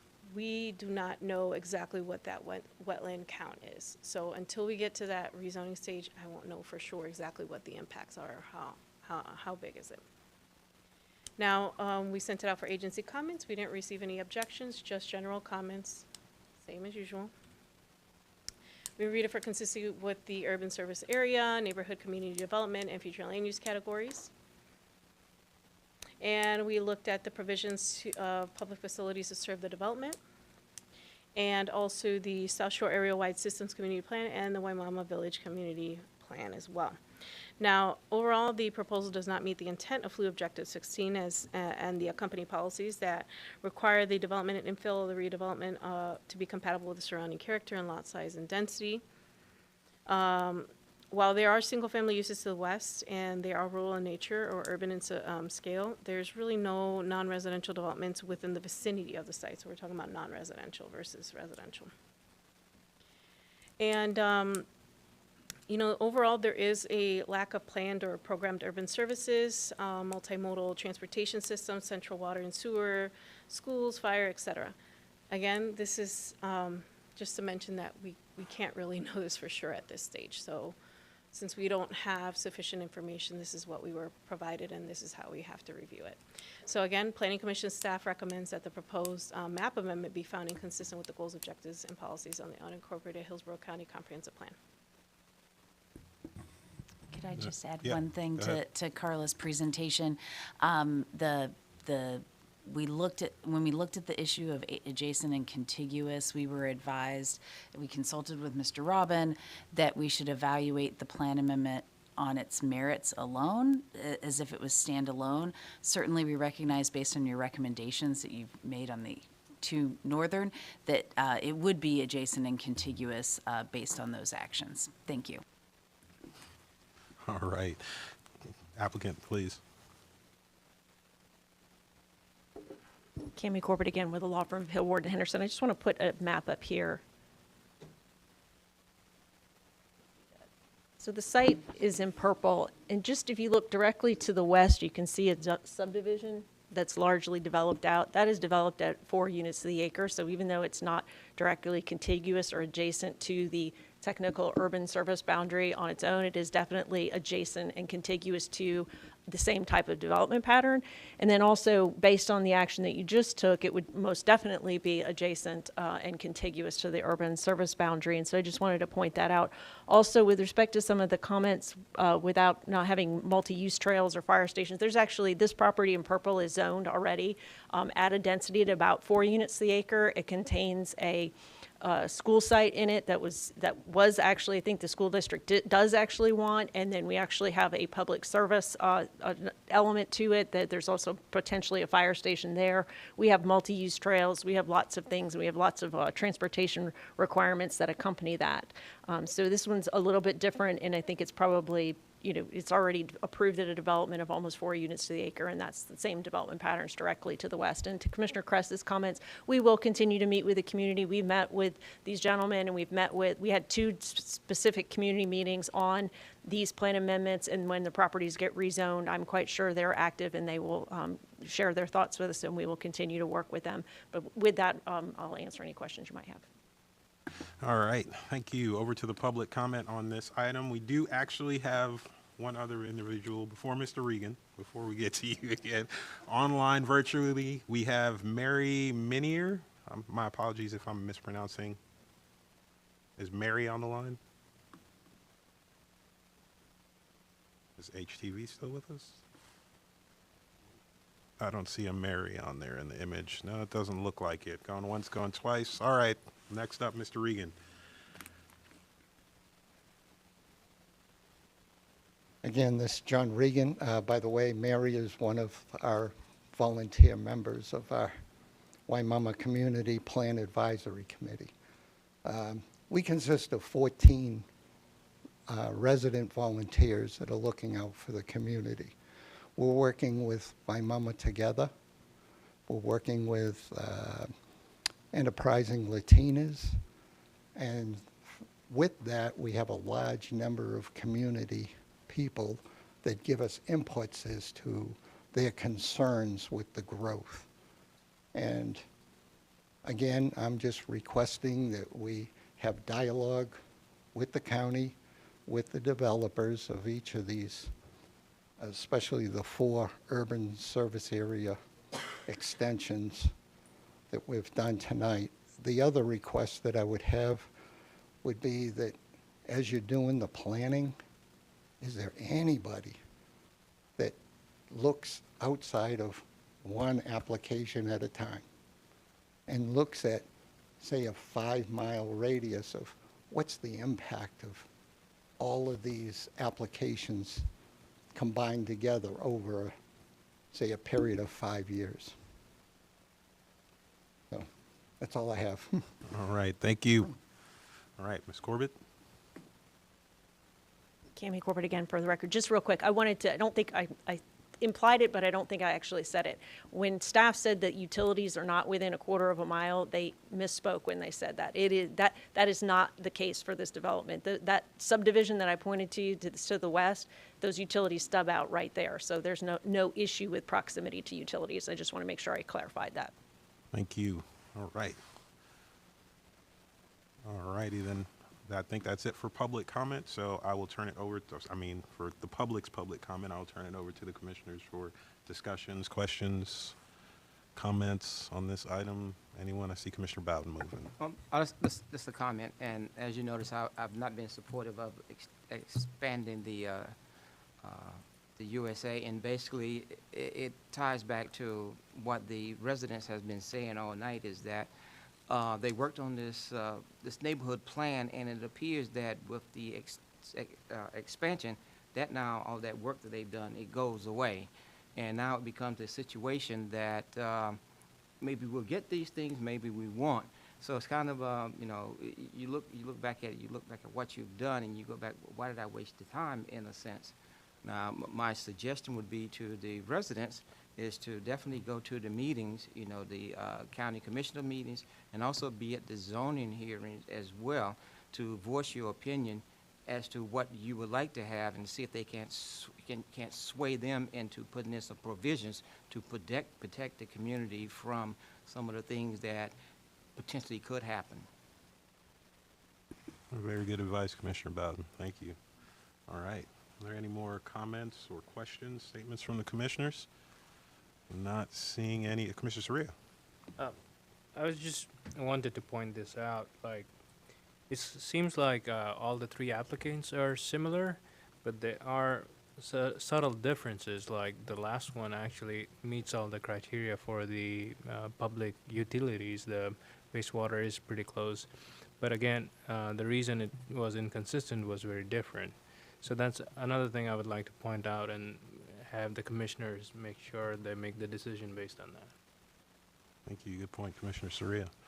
All right. Were there any other questions or statements, comments? Not seeing any lights on, then I will go on ahead and close the public comment on these two items, and open it up to motions from the commissioners on the first one, HCCPA 2409 Comprehensive Plan Text Amendment. Commissioner Kona. Yes, motion to find HCCPA 2409 text amendment consistent with the comprehensive plan based on Objective 1, Policy 1.2, and 11.1. Motion of consistency finding with the objectives and policies stated by Commissioner Kona. Is there a second to that motion of Commissioner? Second. Commissioner Sieben. All right, we have a second by Commissioner Sieben to the consistency finding by Commissioner Kona. Any questions or clarifications needed from the commissioners before we vote? Not seeing any, then would all signify their agreement by saying aye. Aye. Aye. Those opposed? Nay. All right. All right. We have 2 opposed, Commissioner Soria and Commissioner Bowden opposed. The other 6 of us approved it, so the motion carries as consistent, 6-2. All right. Next up, we open it up to motions for HCCPA 2408 Comprehensive Plan Map Amendment. Commissioner Kona. Yeah, motion to find HCCPA 2408 map amendment consistent with the comprehensive plan based on Objective 1, Policy 1.2, and Policy 11.1. All right, do we have a second out there anywhere? Second. All right, we have a motion of consistency finding by Commissioner Kona, recognizing those policies and objectives that he stated, and a second to that motion by Commissioner Sieben. Are there any questions, discussions, clarifications needed from the commissioners before we take a vote? No? Then would all signify their agreement by saying aye. Aye. Aye. Those opposed? Nay. All right, we have 2 opposed, Commissioner Soria and Commissioner Bowden. The other 6 are in agreement, and it's consistent, and it passes 6-2. All right. That is our last agenda item. We'll thank you all for joining us tonight. Thank you, staff, for all the information. To all the applicants, thank you for your time, and we will adjourn this meeting at 9 p.m. Good night, folks.